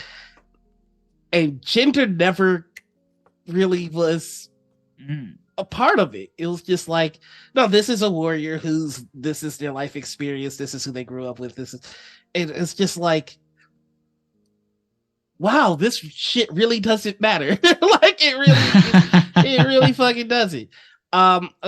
to be more specific, I consider myself gender non-conforming, because I don't think that I was ever really taught gender in a way that's healthy. I was taught toxic masculinity, and so I don't know what masculinity is. I don't know what femininity is because I was never taught it. So I can't purport to be masculine because I was taught the wrong form. It's like that's interesting. Yeah, it's like somebody going, I know judo, but they were taught judo by somebody who never did judo. Like, you've got a black belt in nothing. Like, you don't know what the fuck you're doing. Like, if you've ever watched Kung Pao, there's a guy in Kung Pao that the dojo taught him wrong on purpose as a joke. So he goes, "Your fist to my face technique." Like, he's just getting his ass kicked, and he thinks he's winning because they taught him wrong as a joke. And that's kind of how I feel about my understanding of gender. I wasn't taught it, so I can't go, I'm a masculine individual, because yelling at people, being angry, being toxic and poisonous, and being strong and making other people feel weak, that's what I was taught masculinity was. And that's basically your fist to my face technique. Yeah, absolutely. Yeah. That's so interesting. That's such a great that's wonderful. So that's what my they means. But yeah, I love hearing about these projects that you had beforehand, because every little bit, I feel like, and you can correct me if I'm wrong, attributed itself into what you would later go on to create. I think you mentioned something in the form of like, no one was coming to your door with a project that you wanted to be in, and so you created your own. And I just love seeing someone kind of build their way up to where they're supposed to be. And each one of those projects you were talking about, it felt like, like going back to Fate again. It was like Fate at some point went, nope, not this. Nope, not this. Yeah, apparently so. Absolutely. And you are so right as well. Like, if I think about Realms, Nox has this like, this beautiful lexicon, and has these like, he has these like wonderful lead-ins with every like episode that I have taken and destroyed, and I don't do it as well as he can ever, but I do enjoy those narrative lead-ins. I think that's really cool. And with Yearbook Club, the best bit about the game was our characters just sitting around and chatting. So I give like an obnoxious amount of space to the players in the Animus, just to be like, no, just chat amongst yourselves, like grow your characters as friends would, people who don't know each other, introducing themselves and having awkward conversations, and then eventually having this like beautiful friendship or relationship or whatever. It's just I have picked up things that I j'adore and moved them into it. Yeah, you are right. That's a very astute observation. A broken clock. Which leads me into my next segue, a question that we have forsaken for some time, so we're bringing it back. Can you think of, and this is only if you're comfortable sharing, can you think of a rejection that when you look back on it, you're like, I am glad that happened, like that ended up being better for you in the long run? So I actually thought of this, like, because I knew that I was doing this, and I was like, okay, I have to think of like all of any story that I could possibly have. And I ended up remembering this was back when I first started streaming. I'm gonna hit fire, say 2018, maybe early 2019. I started streaming for the first time, just like video games and stuff. It didn't last that long. But what I really wanted to do was definitely was 2018. I just remembered that. I really wanted to do tabletop stuff. I like ran home games and all this, and we kind of had some pseudo shows that we did. But I I was part. Now I know that I am gonna mention the name of the thing because I know that it doesn't exist anymore. But it was a place called, now I believe it's called Encounter RP. Encounter Roleplay. No way. That's so funny to me. So, oh man, I feel bad now saying this story because I feel like it might be might not be as pleasant. Anyway, I was on a one shot of theirs. I had a great time. It was a lot of fun. But in it, there was just like a weird amount of like SA jokes that I was like, that kind of sucks. I actually hate that. But afterwards, they were like, hey, we're doing this show now. We're like starting this new thing. You were like really fun and we liked your energy. So we'd love for you to be on it. And I was like, thank you so much. And I was talking to my friends at the time and I was like, I really want to do this show. Because this was like, I had just finished the stream and I immediately got invited on. So I was like, clearly that was on, but it was like a positive thing. But I don't know how to like stand up for this thing that I think is gross because I'm a nobody here. So, that's bad. But then my friends were like, hey, listen, gotta like stand in your own convictions. You can't like just like waddle around things just because it might get you a little bigger, because that's probably that's gonna lead to bad stuff. So I was like, okay, sure. So I was like, hey, I appreciate it. I would love to join. Actually, this was so good. I like had such a great time. I really gelled with everyone's energy. I have a comment though of just like there was a couple of sexual assault jokes, and those are things that I'm super uncomfortable with. And I think that's just very gross. As if you can say that they won't be happening at the table, if I was to do a show, 100%, I would love to. And I can't remember the full message that I got back, but it was pretty like a little ratty and just like a bit spiteful. And that is a thing which even like literally to this day, the reason why I think truly the reason why I thought about it the other day, because I was pretty bummed that it's kind of the thing where it's like, I'm not sad that I stood up for that thing. I was like, I actually don't want to be a part of it. I am sad that I think that if I said yes, I would have started years, like literally 3-4 years before anything, like before where I am now. Yeah. And I could have actually kickstarted something like I could have immediately started on like a front foot. And it's a thing which I kind of pseudo regretted, but also obviously this is for the best that I didn't fucking take that opportunity. Yeah. Obviously that was for the best that I didn't do that. And the fact that I was like, yes, but this fucking sucks. Encounter Roleplay died a few months after that. So I was like, okay, so the show probably wouldn't have started anyway. But I might have gotten some contacts from it, but also, yeah, who knows? So that's my thing. And that is really like kind of the only thing I've really denied. Or rather, a thing which I've truly missed. Yes, Encounter is now Weave the Tail. They sold. Yeah. Embarrassing to me that they still exist. And I've just spent this time being like, yeah, they had SA jokes. No, Encounter does not exist. Their assets are now being used by a new entity called Weave the Tail. Sure. Which is I also think different people entirely. They have absolutely changed hands in that time as well. Yes. Like they have definitely like moved on. But yeah, that's like a thing which I pretty much I count as a miss because I didn't get it. No, I see the reason that I wanted to start asking this question in the first place is because I feel like we are the sum of our failures and issues behind the scenes that people don't see. They just see the things that work and they go, wow, you don't miss. Like I think it's important for people to see like, no, it's a whole lot of ass kickings to get to where you will notice that I'm not getting my ass kicked. And so I share that with you in the sense that I'll fucking share one.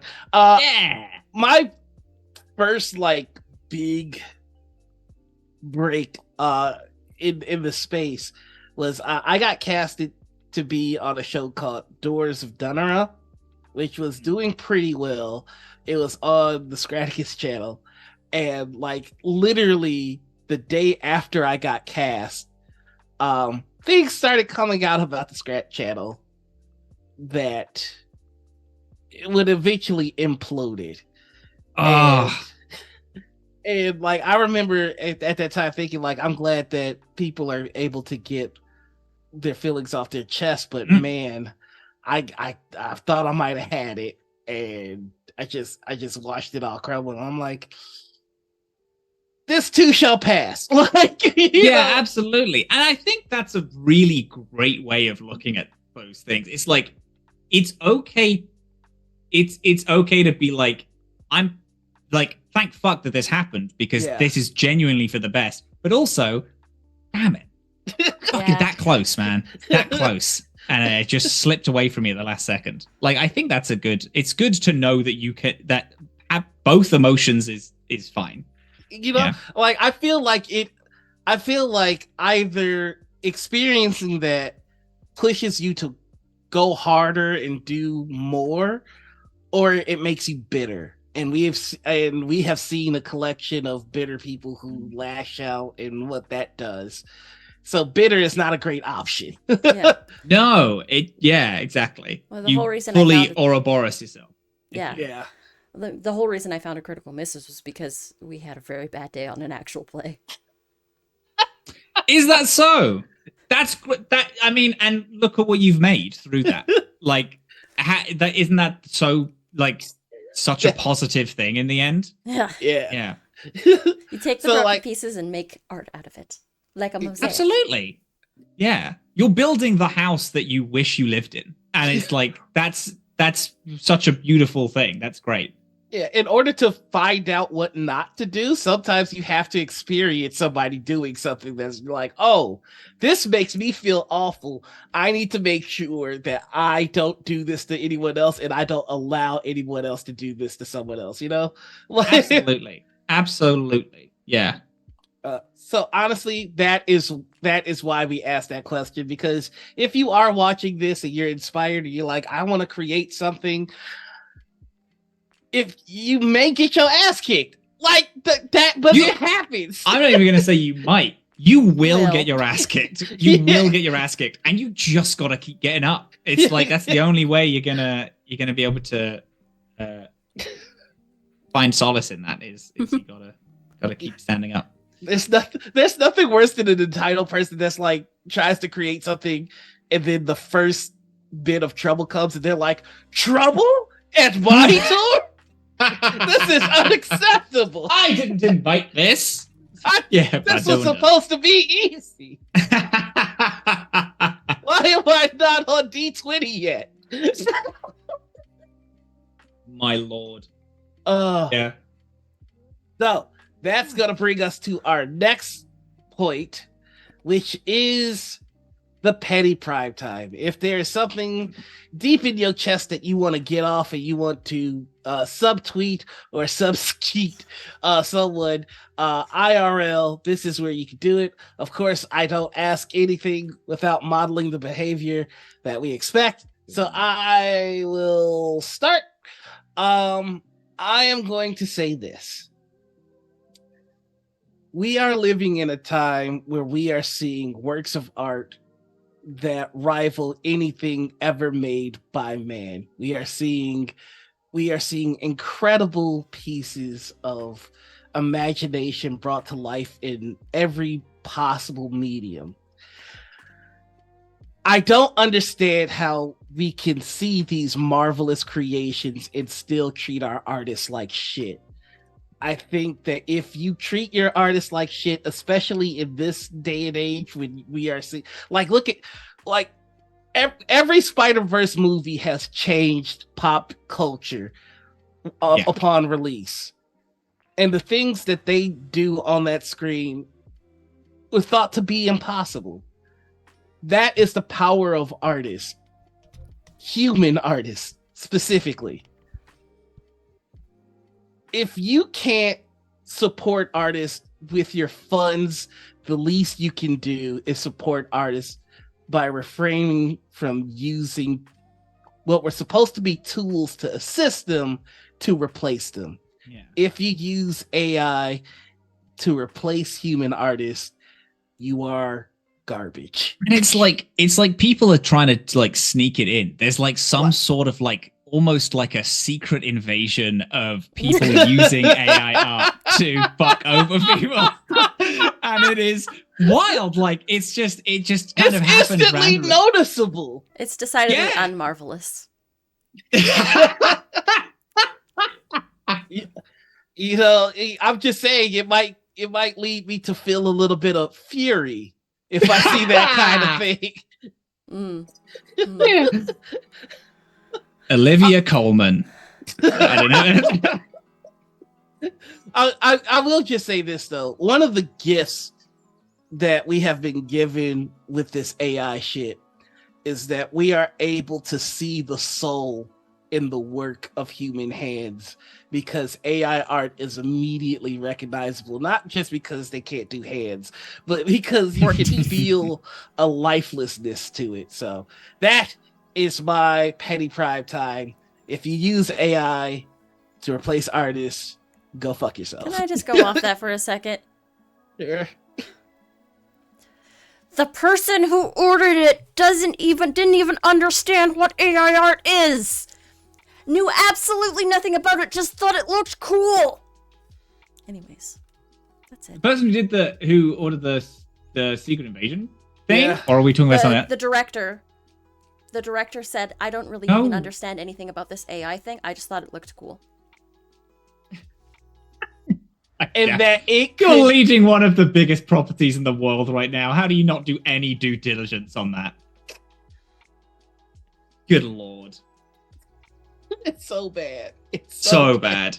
It's gotten as well because it's a whole other conversation. I haven't seen it. I bounced off of Marvel TV shows pretty fast because I was like, I'll watch a movie if you bring out 3 movies a year. But like, good lord, I'm not watching 3 TV shows a year. That's too much for me.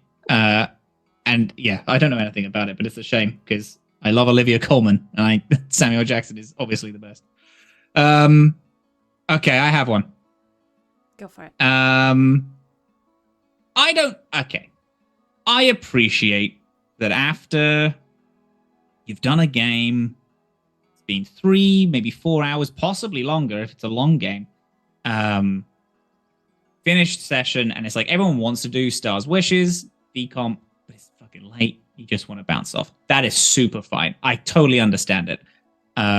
Just like write it in Discord chat later. Even if it's just like a just like a game where you're all just kind of hanging out, even if it's like live and streamed.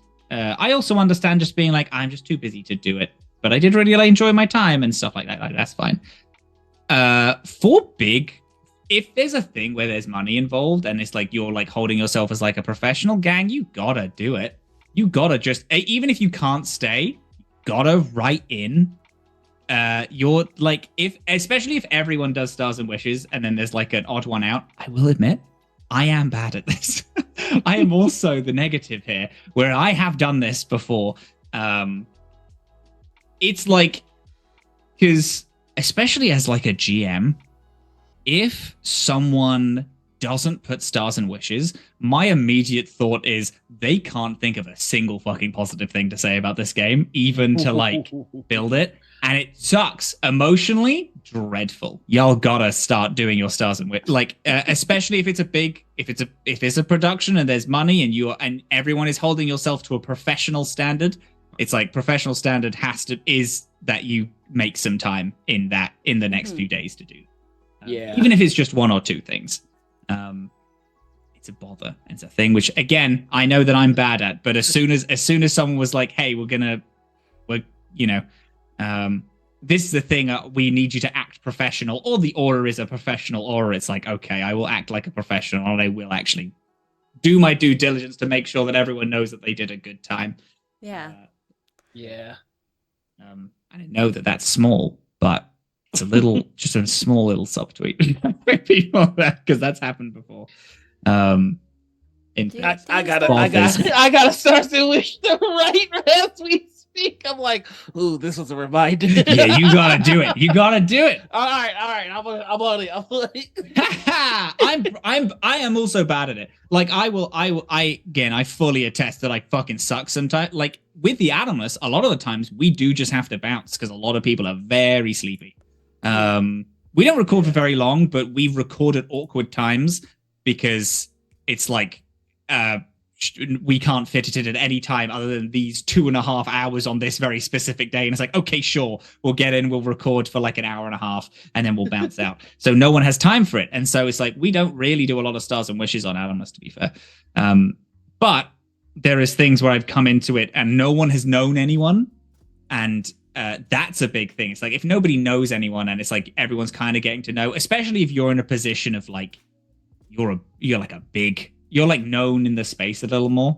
You got to do it. You got to help the little guys feel like they're doing a good job, and you got to be that support network in terms of just taking like 10 minutes out of your day to write some stars. Yeah. That's it.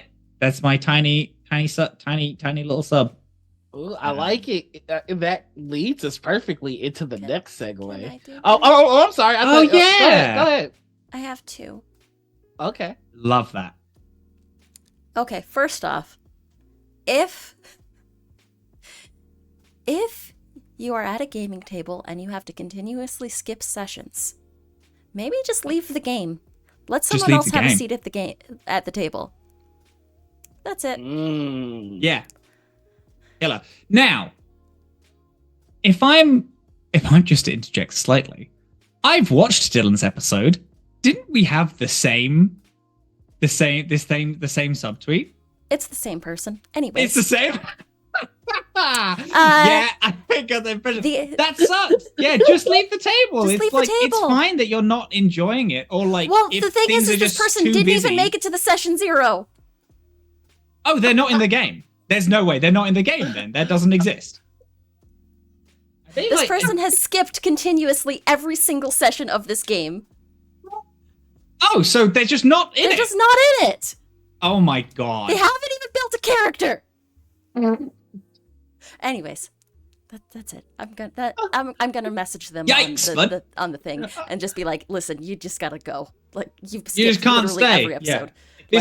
It doesn't work. It doesn't work. You just gotta hop skip. Yeah. The second one is, if I put out a thread where it's supposed to be like wholesome and like, and you come in with the creep factor, I'ma block you. Oh, ew. I put out a thread where it was like, hey, just like give yourself a little bit of GM shine. What do you feel as a GM that you excel at? And someone came back with a gross answer, and I'm like, nah. Can we ask just a summary as not creepy as you can? I can't. Of what the response. Actually, you know what? Fuck it. I'll just say it. I don't give a fuck. His name's Mike. Good. I'm literally on Twitter right now because I was like, I know that thread. I'm finding it. The answer was once per season or per thing of the game, the characters will end up naked and strapped to a table. What? What was the question again? What do you feel as a GM that you excel at? Like, give yourself a little bit of GM shine. What do you feel that you excel I'll at? pull At up least once in my game, my characters find themselves naked, strapped to a table. Dog, Jesus. I would say read the room, but I feel like it's already too late. Like this person also doesn't follow me, and then the replies started getting more people that were kind of gross, and like people were replying to it, still being gross. And it just gave me a good list of people to block. Yeah, right? Thank you for doing that due diligence for me. I guess now I have a nice little list of people to get rid of. I'm sorry. I'm just trying to figure out how you connect that question with that answer.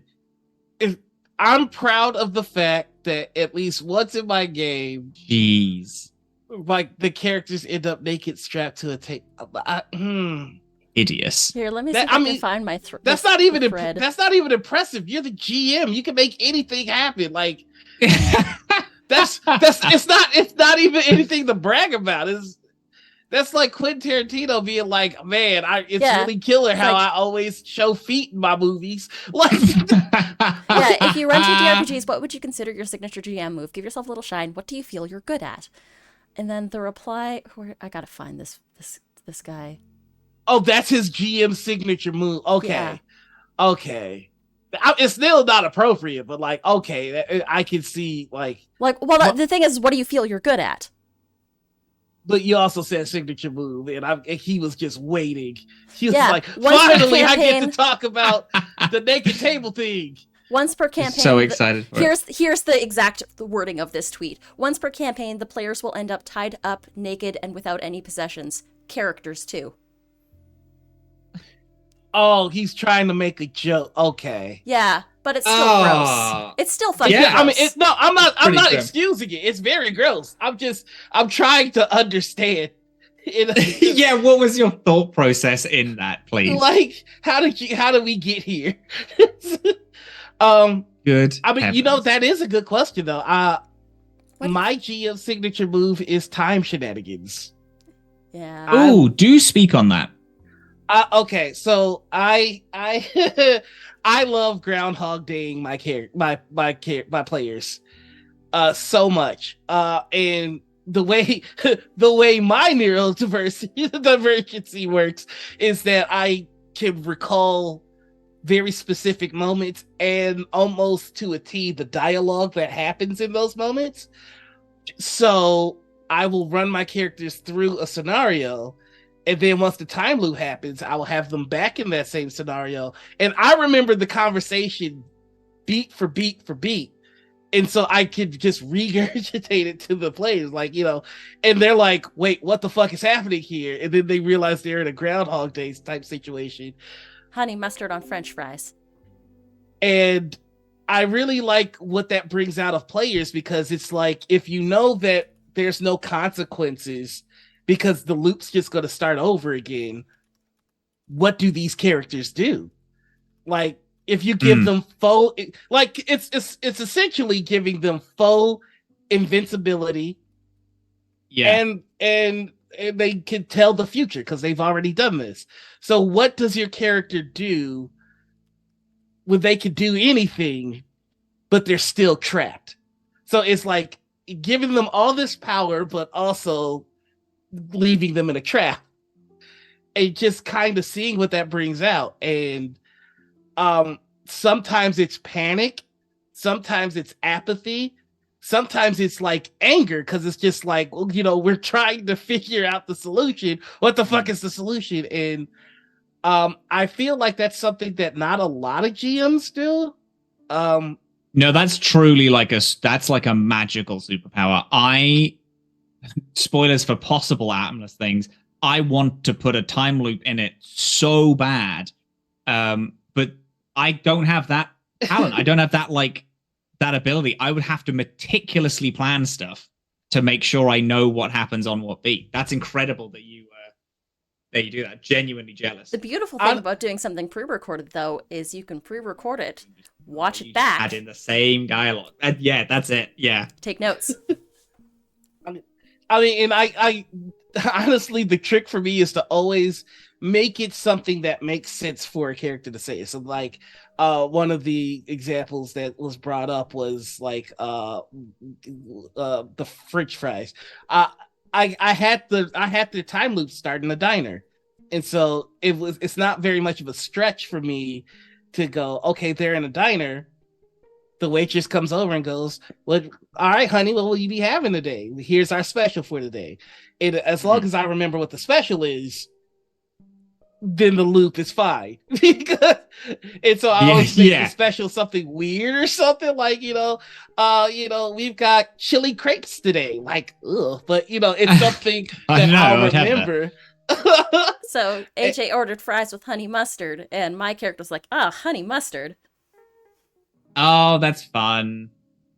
And then also, like, it depends on the kind of time loop you're doing. Are you doing the time loop where their consciousness goes into their body in the past? Are you doing the time loop where they show up and can see their previous selves in that moment? Wow. And so that like I've done both, but my favorite is when their entire bodies are part of the time loop, so they can see what they did previously, and then you have the aspect of them watching themselves. That's very good. Did you I don't know if you've seen much Doctor Who at all, but then I love Doctor Who. In the Christopher Eccleston series, there's that. It's not a time loop, but it's the one where Rose keeps going back to the day her dad died. Yeah. Did you have those rules where it's like if they touch, then shit goes mad? Yeah. Fucking that genuinely that rules. None of us were brave enough to touch our past selves. Like, and that's the thing, though. Cool. You don't tell them the rules, and their own terror of what their assumptions just gotta figure it out. Oh, it's my favorite thing. Like, I did hint that if they interacted, bad things may occur. Oh wait, no. Like, Tay did do that. No, go ahead. Hold on. Like, so the solution was that there was one member of the party that they needed to interact with, like their current and their past self needed to interact. Oh wow, okay. So the way you kind of exhibit that is like if the wrong party member is going to their past self, things start to get creepy. So if the solution is out of the three of us, past Noir needs to talk to current Noir. If past Matt starts to talk to Matt, the world starts to get a little shifty. Oh, they start hearing things. Just oddities start to appear because the world is breaking down because these two aren't meant to talk. But if Noir goes to Noir, that doesn't happen, and then that illustrates that. Oh, that's so sick. That rules. That's really so cool. Yeah, that's. If we ever talk about a dream thing that we'd like to run one day, a Groundhog Day, everything is constantly looping is absolutely up there. That's so sick that you've run like those types of games. It starts to feel like a crutch because I've done it so much. Like I have an entire Star Trek game based on it that I'm running. With, shit! Anita that and rules. Star Trek does a lot of time shenanigans, and so basically I'm having them create the section of the Federation that goes back and cleans up all the time shenanigans that Starfleet does. Oh, that's so fun. That's cool. But that's enough about my GM signature move. What is your GM signature move?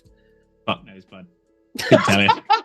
Couldn't tell you. I would happily just sit here, just have you just talk about your shit. I love you guessing yourself up. I can't do it. Anita, I saw your tweet about it, and I was going to retweet. I was like halfway through, like quote tweeting, just like I don't know, and I was like, I can't do that. That's such a bummer. So I decided to just not do it, and I spent like the day thinking about it. To the point where I was going to, I didn't, but I was going to end up messaging Dylan and be like, Dylan, what is it though? What is mine? I don't know what it is. I just fully can't speak on it. Yeah, because it's such a good question. And I love the like, talking about yourself in a positive way. I think that's so good. I really don't know though. I don't GM like a huge amount of shit. I can tell you, like, when I listen to you, GM, what I'm jealous of. I'd love to hear it. Your timing is perfection. Like, you give the players enough time to show character. And, like, I always feel like I interrupt that moment. Like, I don't give enough, like I cut it off by like maybe a half of a second too early where something amazing was about to be drawn out of a character. And I always kick myself like, fuck, if I could have just restrained myself just a little bit longer, we were going to get somewhere sweet. And like, I don't see you miss with that at all. Like you are unbothered by silence, and that is fucking killer because the moments of silence that exist in your games hold more weight than a lot of the dialogue in other games. I'll take that. That rules, actually. I'm going to say that in future. That's actually a fucking killer one. That's really good. I love that shit. And that's so fun. Monologues, morally imperfect choices, demi-masculine NPCs who are so sad, so depressed, so broken. That's what Dylan says. I do. Most of the characters. Actually, here's a thing which I kind of wish I would have done better. And I know we're going to be getting to this question in a minute. Every character I make, whether NPC or player, are so sad. They're so depressed constantly. Even I could bring, like, I have this one character who I like bounce around in a lot called Pickle, who's this little goblin inventor, and I love him so much. He's such a fucking idiot. And he's so joyful. His whole thing is that he just loves adventuring with his friends, and he has this big family who he talks about all the time and all this. I have made him so brutally, his whole existence is so upsetting.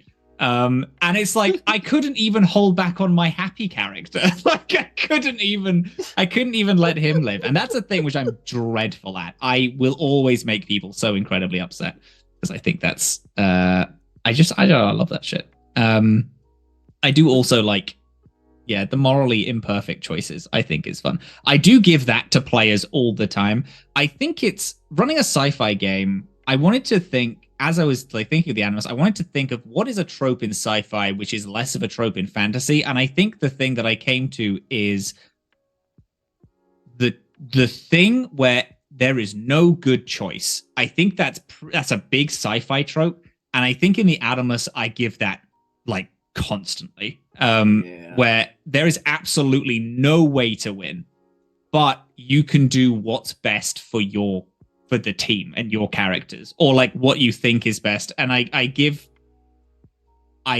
choices where, and we've had full in-party arguments because neither choice is good, and a group of them are on one side and a group of them on the other side. Which again, spoilers for things that that will be happening in the future. I want the big main hook, a big turning point in the Animus is to give a choice that is so divisive that the party might split, and the rest of the campaign will be half of the players on one end of this argument and half on the other. I also have every single NPC also has what side of that divide they're going to be on. So it's there will be people who are lead villains who are on the side that the people who hate them so much will also be on, and that will be is this actually a good choice? Because you're on the same side as the fucking person that you hate, and they are also agreeing with you. And I just always thought that was fun. Oh, but I also always like giving people an out of this is actually the best thing, but it's not a choice that was presented. I think that's fun. Anyway. I started speaking. You got me monologuing. We did it. A little bubble.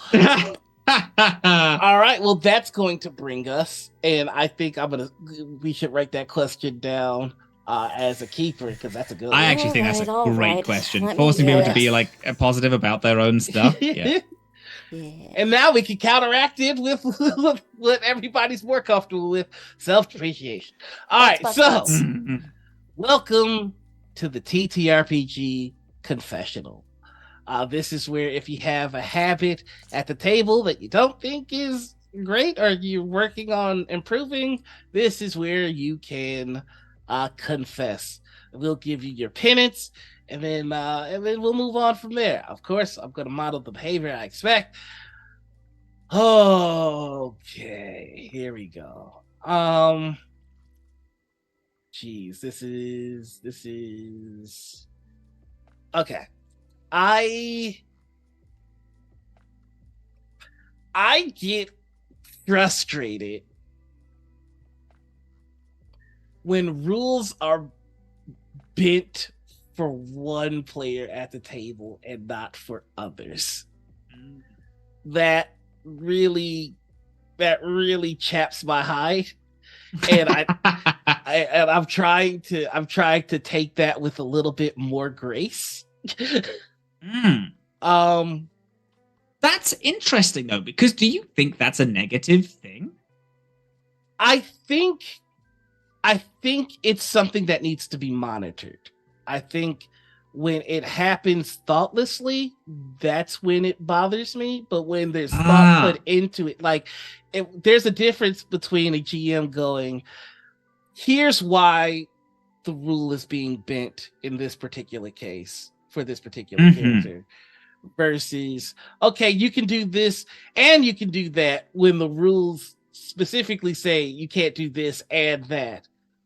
Like, I think that there should be some acknowledgement of it, because if you do that for one person at the table and not announce it and not acknowledge that you're messing with things, right, and then it's the next person's turn and they're like, well, I would like to do something similar to that, and you go, well, the rules say no, without ever acknowledging, well, even though the rule said no, the reason that it happened last time was for this and this. Yeah. Like, that feels icky, right? GM giving intentional plot armor for the good of the story versus GM showing favoritism by accident. Right. That's great. Oh, let's look at Dylan, always coming in to save us. Right. So, I mean, the best example I could give is like, Anita swings. Anita gets one attack per turn, swings, misses. Go ahead and swing again. All right, you swing and hit. Cool. Matt, it's your turn. You swing and you miss, and you go, well, I would like to swing again. Rules say you can't. No, it's your turn. Like, wait, what the fuck just happened here?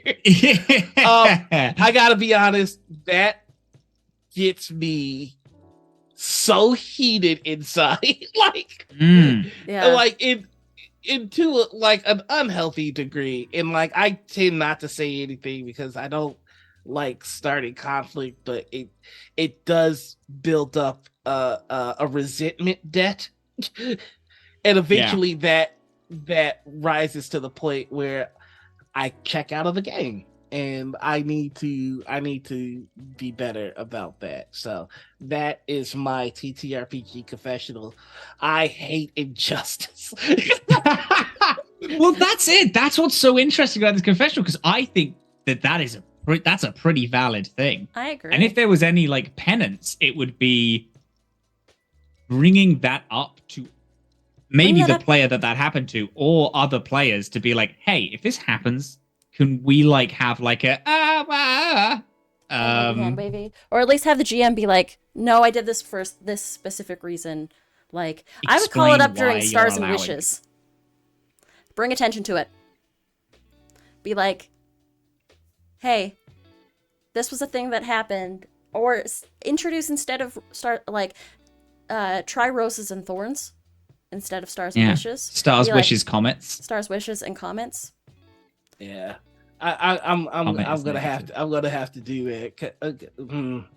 I just, like, it happened, and I think I was so flabbergasted because I just been in like 3 amazing sessions back to back with like 3 amazing GMs, and like this GM's not bad. It was just like it was a thing that occurred, and I'm like, yeah, that's unfortunate.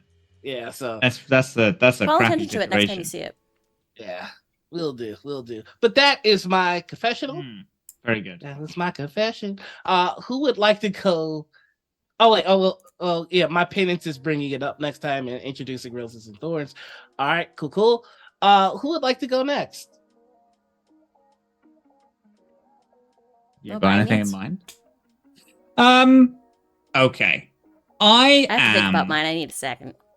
Yeah, I'm not sure how.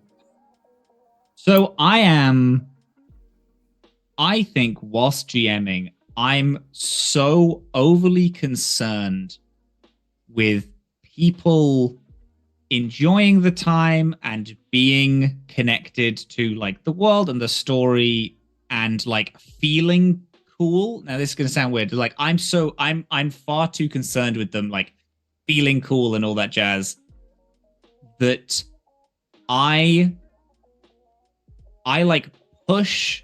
I give players way more information than like they should, and I speed arcs along really quick because of this. And I think I'm more concerned with people like feeling cool than them that I can't have fun in the moment. Like I can't sit and be super present because I think I panic for like 3 hours straight whilst DMing. That it's difficult for me to. It's often difficult for me to like understand that people are having fun. I think I always go off of the smallest amount of, even sometimes in character, like frustration. Even though the player is having fun, it's always those slight moments that I overly focus on. I don't think there's a game that I've been a part of that has had Dylan at the table where I haven't immediately messaged them and been like, was that good? Did you have fun? And it's getting to the point where it's like it's a little like Dylan is my crutch in that way, where I don't need to anymore think that I did a good job. I need to be told I did a good job by other people, which I'm sure me and a therapist can go through, and they can get paid very handsomely for that. I would say that I think that's my confessional. Is I'm more focused on that than having a good time at the table. I get that. I very much the same way. Here's how I've chosen to look at it, and I'll give opinions after this. I'd much rather a GM that is concerned about whether I had a good time than a GM that's only concerned about if they had a good time. Like, I think that's a strength. And Anita is my crutch, in the sense that every time I run a game, I'm like, I did good. Good job. Anita became my crutch because I can always count on Anita to go, kind of ate a dick at the end there. Because there have been games where it's just like, you're in it, you know it's bad, you can see in your player's face like, oh, this is one that is gonna be a helpful lesson in the future. This is a learning moment for us.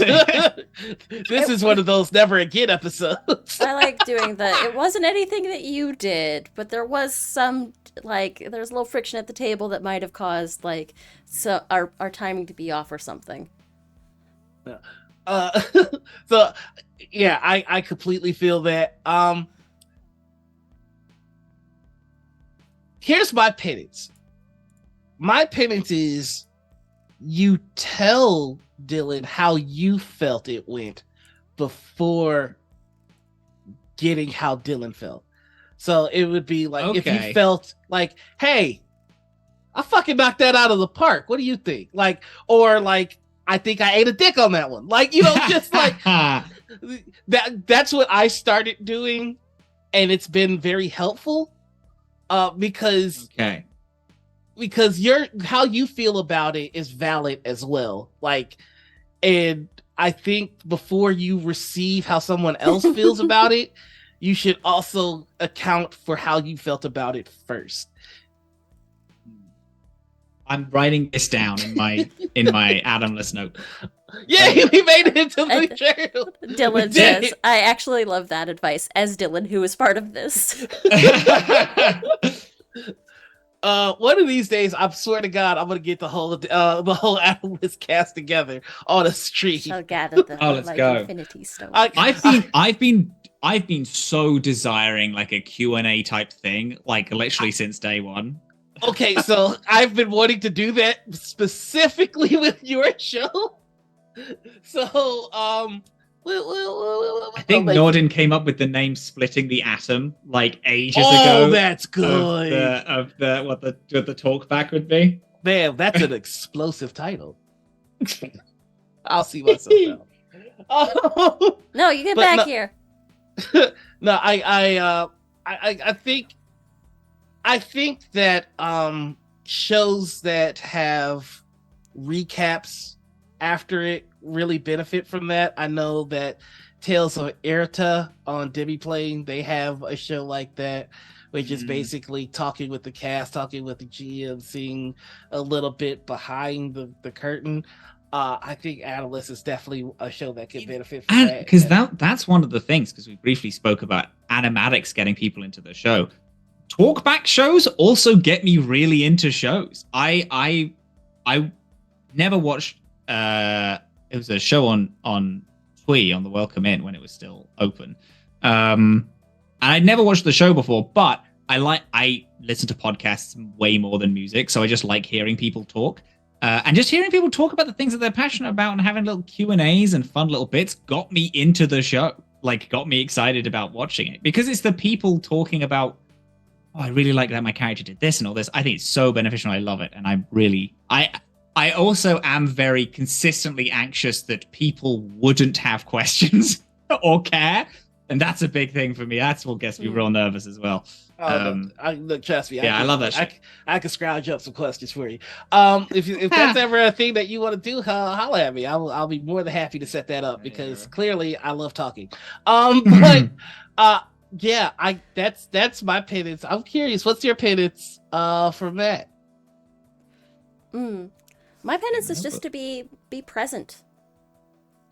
Like, just if you feel something that you did might have, like, you hit a stumbling point or something that you are proud of, I want you to take a note of it and just take a note of it in your GM notes and, like, reflect on that a little bit later. Okay. Hold on to the wins. I like that. Yeah, hold on to, like, if you feel like, hey, I killed that. Like, make a note about that exact scene that you did, that you feel that you did a good job of, and, like, hold on to that. Make a note, and then, like, if you're ever feeling like you doubt yourself, look at the win columns. All right. Done it. I've written them both down. This will be a time of change for me. Yeah. Transformational moment. That's it. Coming someone new. Anita. Yes. It's your time. My confession is that a lot of times I am too eager to look for a cool moment that is happening in my head that I don't think about the other players that are involved at the table. And I need to play with them, not at them. Wow, this is actually very fascinating because I am criminal at this as well. I've very recently done this for things. I think that's a really interesting, very good thing to try and reflect on. Yeah. I believe penance in like, I think I might already have like an idea of one is just so it's like you can also sit in this like fun, cool moment.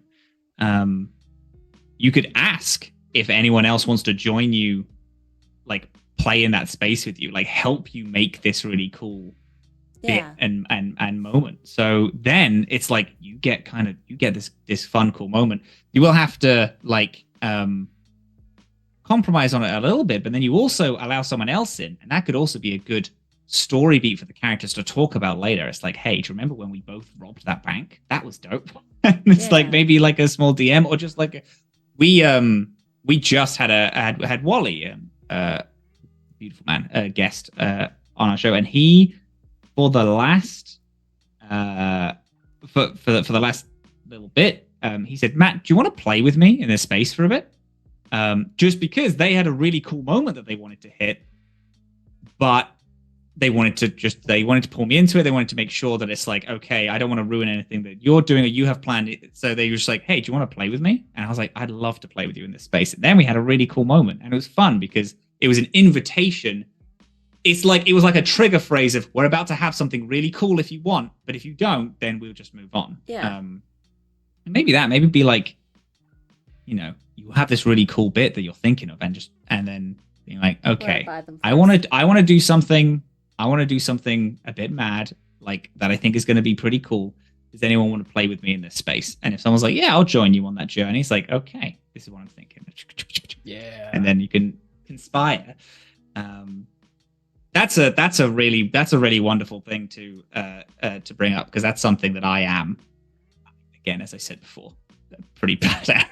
I'm just like, oh, this would be so sick. I have blinders on until that thing happens or the moment is completely past. Yeah. I would say because I also am guilty of this, and what I started doing is asking myself, if my character does this thing, what's affected?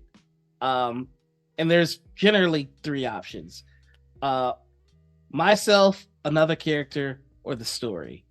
If what I choose is affecting my character and the story, cool.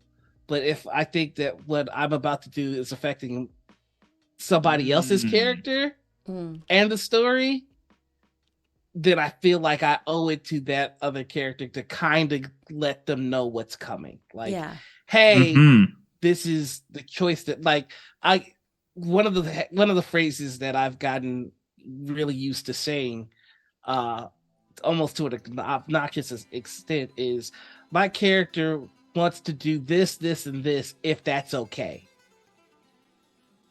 That way, if whoever's affected is like, I had something else in mind, I've given them room to go, let's edit this. Like, I kind of consider it like pitching a scene. Okay. Like, here's what I'm going to do, and I know that it affects you. So this is the scene that I have in mind. Where would you like to make your edits? And then they go, I like what you're doing. I don't like that part, but we could do this instead. Once we've agreed upon the parameters of my character's decision, then it becomes canon. And then the GM can go, well, now that this is what we've agreed upon, here's how that plays out. That I feel like there's a difference of doing that rather than just going, my character does this, because that doesn't leave room for anybody to go, we need to collaborate. Right. You know, and you know, if the difference between, like, you know, if that's okay, here's what I'd like to do, and my character does this, is one offers another player a chance to say something, and the other can only be refuted by somebody going, no, but, and this is a yes and medium. So you want to give people room to edit without directly having to block the shot. because no matter how it goes, like, that will kind of slow the momentum. And I think actual plays live and die by momentum. Yes.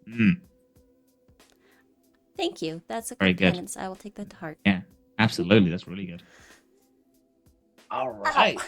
Yeah. So we're at the big one now, y'all. We hit it. Let's do it. Y'all ready? If you've been in the TTRPG space for long enough, you've probably had the displeasure of playing with that guy.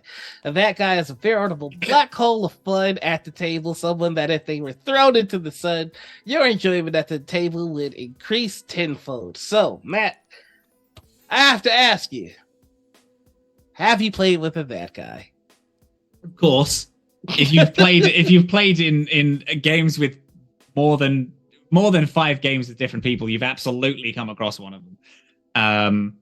I do. I have possibly 2 examples. Okay. One, which is a very long time ago now. There was I was DMing, and the story, no one fucking liked the character at the table.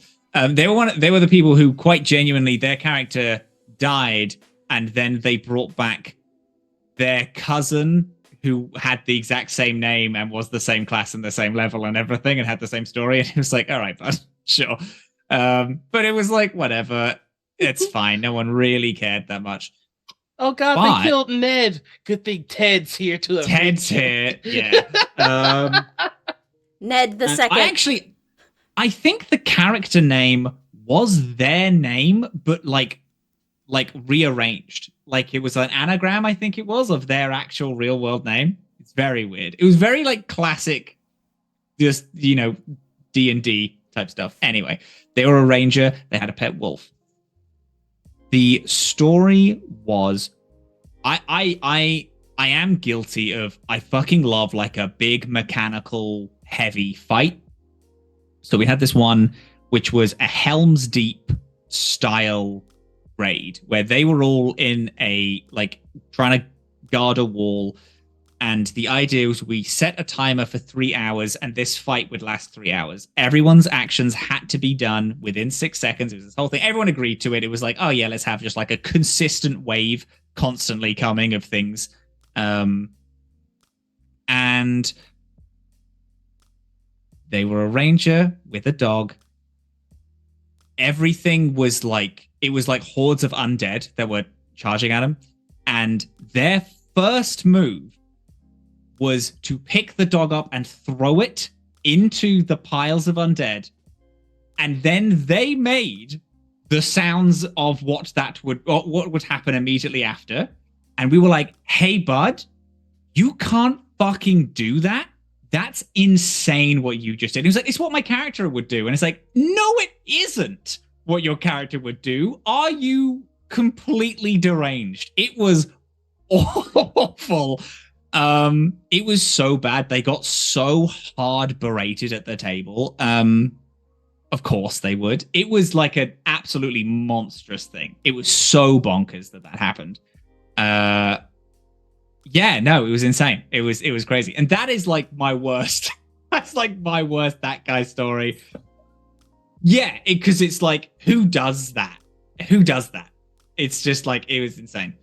So yeah, their character died, obviously. We fucking, like, got party killed and was like, please leave our table now. Oh my God!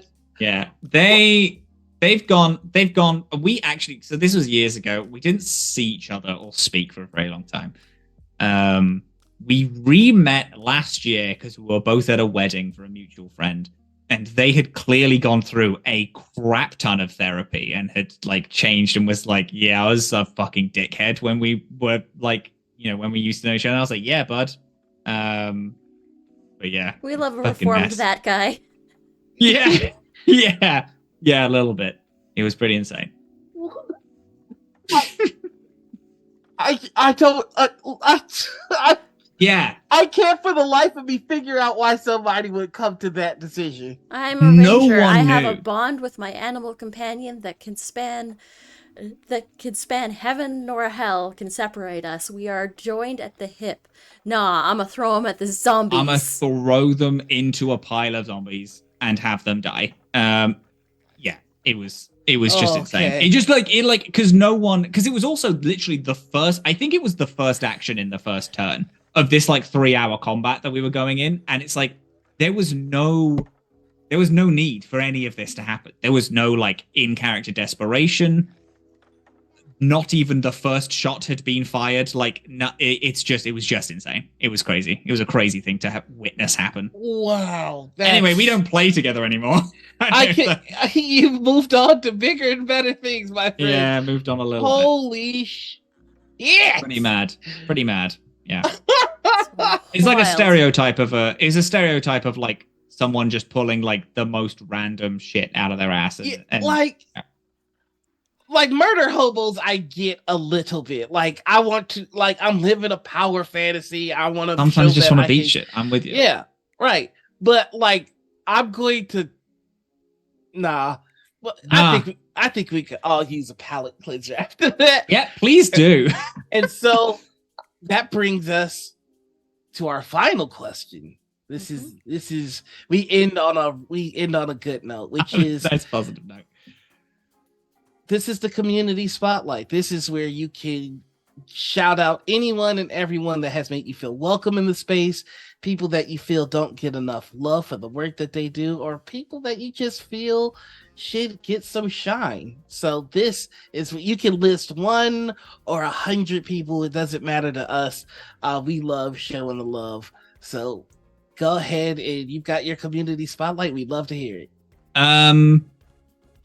It would be like morally repugnant of me to not, of course, mention Dylan immediately. Super Dylan, who's been on the show twice, who I love so much, and a creative partner. I think they are just an absolutely shining light. Of course, everyone knows this, and everyone loves them more than life itself, because they are just truly the best, the most creative and insightful, intelligent, funny, charming person that like I've had the pleasure of meeting. I love them so deeply. I'm so excited for this like chapter of things that we've got planning going on, because it's just going to be so exciting. Other people. I am currently on a bi-weekly show, which is like Love Island meets Monsters, called Blood Island, run by Madeline, who's the Goose Girl on Twitter. She has like organized this whole thing. It's like a huge cast of like up to like 15 people. But she runs it so well. She's like organized everything. She makes it feel really good. She has such regular check-ins, and it's just like really like a class act. I've been trying to get like a reality show type TTRPG game going. Like myself and AJ has talked about a Survivor game. AJ's actually in it as well. We've tried to get a Survivor game planning, but the logistics are very difficult. We do want it, and it will happen eventually. But yeah, Goose Girl has made a Blood Island, like a Love Island type show, which is so fun. And I'm really excited for the rest of the things that they're going to be doing. I am also going to mention Wally. I don't know if Wally's been on the show. Has Wally ever been on the show? Yeah, we had Wally on. Yeah, we had Wally. Yes. What a fucking. We gotta get him back again. That motherfucker is so funny, so kind, and so goddamn tall. It was Matt. So on his first guest spot, we walked away from that, and I have never seen Momo, who plays Sky Morgan. I've never seen her so excited to play with someone again. She was like, he's so good. I want him to be a primary cast member. Like, can we get him to be a permanent fixture of the Animalists? He's so funny, and he's really good at like bringing people in and shining them, and he's just an absolute class act. I think he's brilliant. I'm more than excited to get him to in a game again. I just think he's just so great. And if you are interested in anything wrestling, because he talks about that all the time, anything anime based, and also currently he's playing Final Fantasy 16 and losing his fucking mind about it. So I'm living vicariously through him, as I don't have a PS5, so can't get it. And last but not least, I will mention another primary cast member of Adamless, which is Andre Rivera Art, an artist, beautiful soul, has just come out with a game called Lodestar, which a little TTRPG, which is a kind of hack on one of Dylan's games. The art is just magnificent on it, and it's really like he's just a really shining star in this. In this space at the minute. I'm really excited for what he's doing. He's so talented at like character design and very passionate about animation, illustration, and all this stuff. I'm so stoked to see what he's going to do and how high he's going to be flying, because it's going to be honestly, truly as high as they want to, because it's really great. They are truly a magnificent sport. Yeah, that's it. Those are my little shout outs. Hell yeah. All these people that I really care about a lot. Yeah. Anita, you got anybody? Give me 1 second. I need to recalibrate, but you can go. Okay. So I perform over on Q Times with the Stream Punks. Of course, I've shouted the Stream Punks out a bajillion times, and I'll always shout them out. But this week in particular, I want to shout out the Ox Crew. The Ox Crew are what we call the folks that watch what we do over on Stream Punks. I've never seen a group of people so passionate about a story and so willing to share that with other people and to let the performers know that they're having a good time. We've got people that listen and draw fan art. Oh my god! Which amazing. It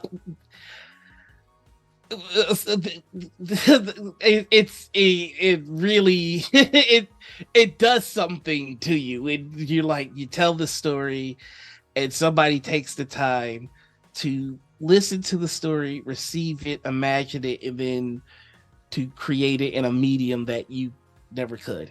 I can't tell you what that means to us.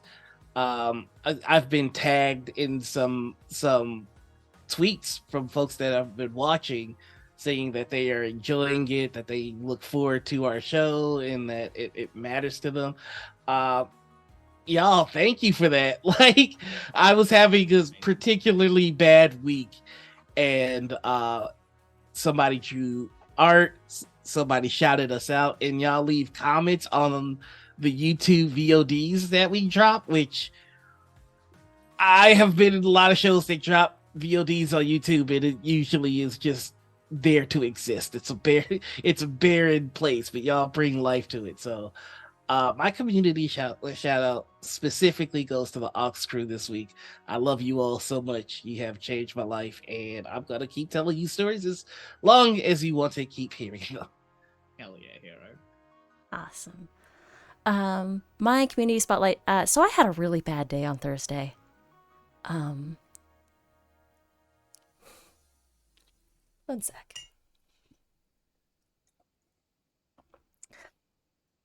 My community spotlight goes out to everybody who contributed to the Chicken Nugget Fund on Thursday.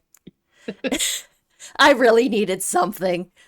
And I really appreciate everybody that helped out with that. And another community spotlight to more specifically is going to go to, so I had a couple people reach out to me after my Monday show. Nikki, Halfling Nikki and Darby both reached out to me after the Thursday show, and they're like, we love what you're doing and we want to help. And the hardest thing for me is to accept help and to give up control, mostly because I don't want to have to, I don't want to take advantage of other people, and their time is valuable, and I want to make sure that they're compensated. And when people come and say, no, I want to help, and we want to make sure that it's okay. So shout out to Darby and to Nikki, who are actually, I'm going to make this official on air.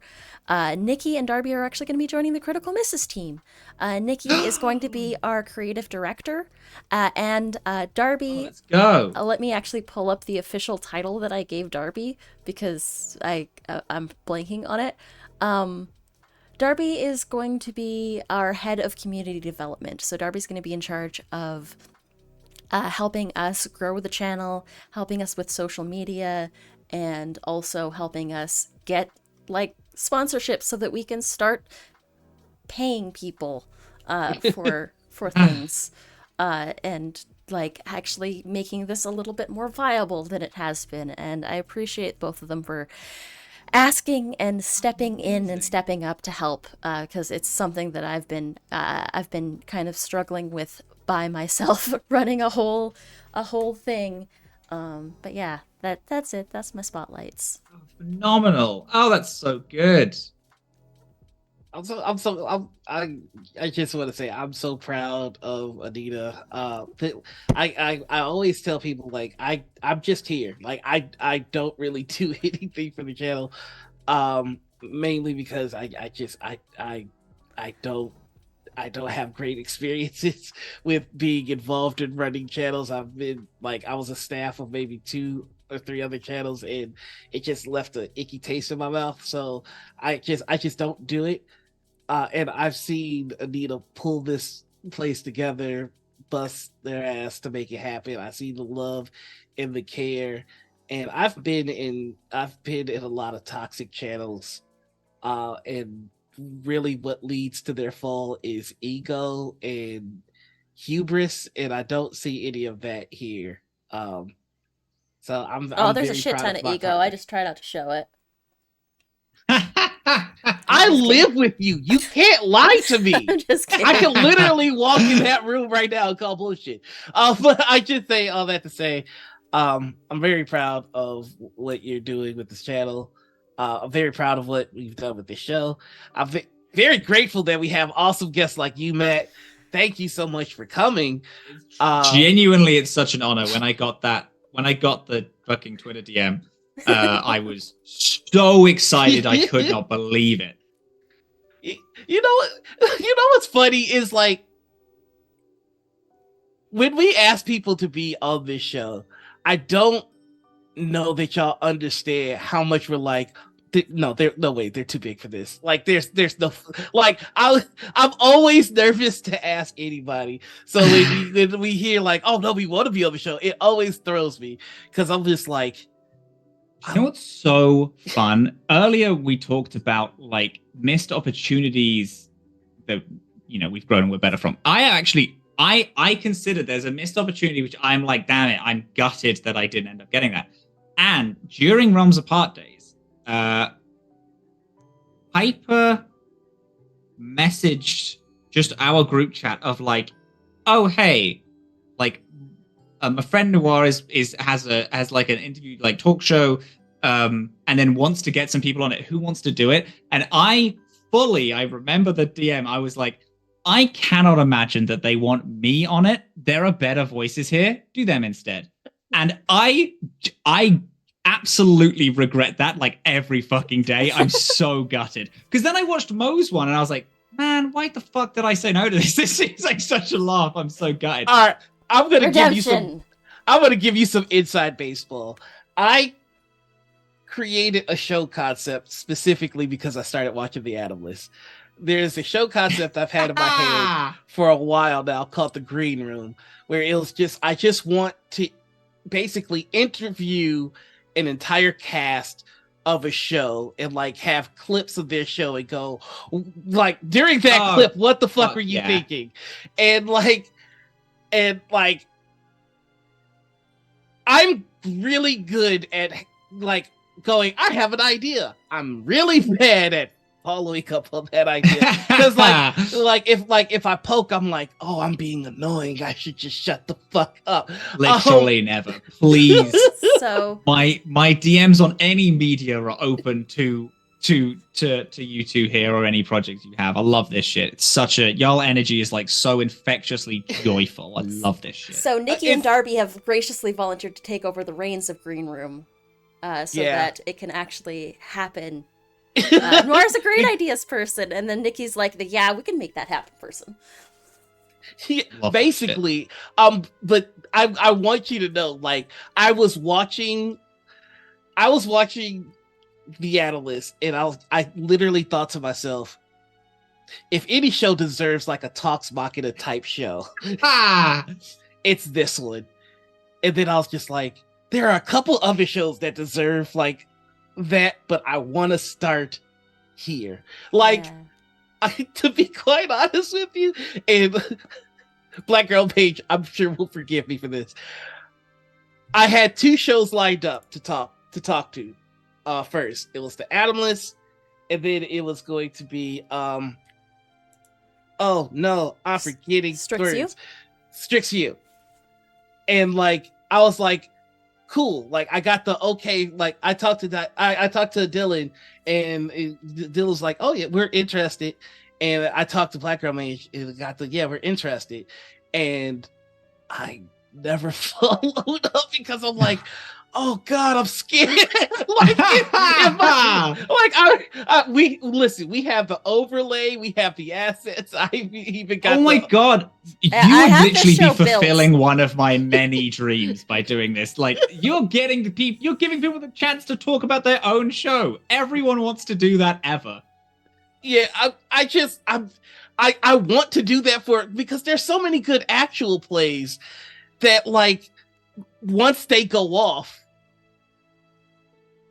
there's a void where it's just like, I want fucking more. And like I was having that with Strix-U and Analyst, and I'm like, well, I could just fucking make more. Like You just make it. This. Yeah. And then I dropped the ball on that because life came, and also I got very in my head, like who the fuck might I be asking all these fantastic people that like I'm genuinely a fan of to like give me 30 minutes of your time. Like so there's another confession. But I will leave it at that because now your penance is ask us to be on the show and we will do it. That's your penance for that confessional. Oh well, we will. I've left it in the hands of far more capable people. So we will make this happen. That said, I am embarrassed, so I'm gonna slowly slide off screen. No, you get back here. You get back here right now because we got to do our shows.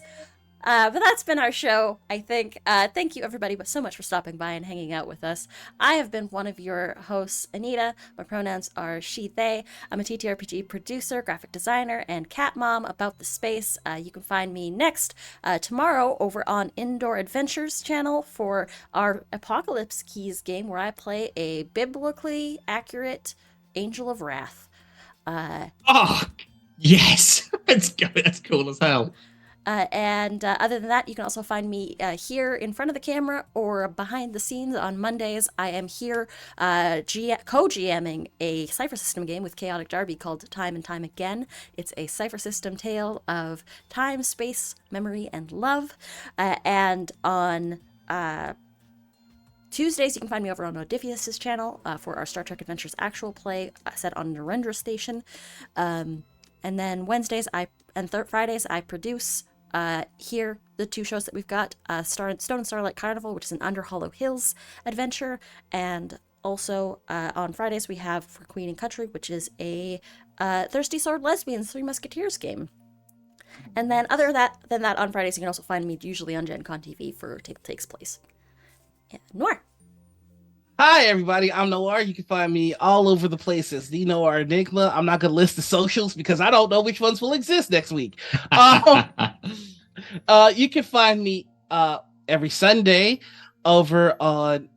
Oh, my God. My brain just went... Indoor Adventures. You can find me over on Indoor Adventures where I'm playing an Apocalypse Keys game alongside Anita.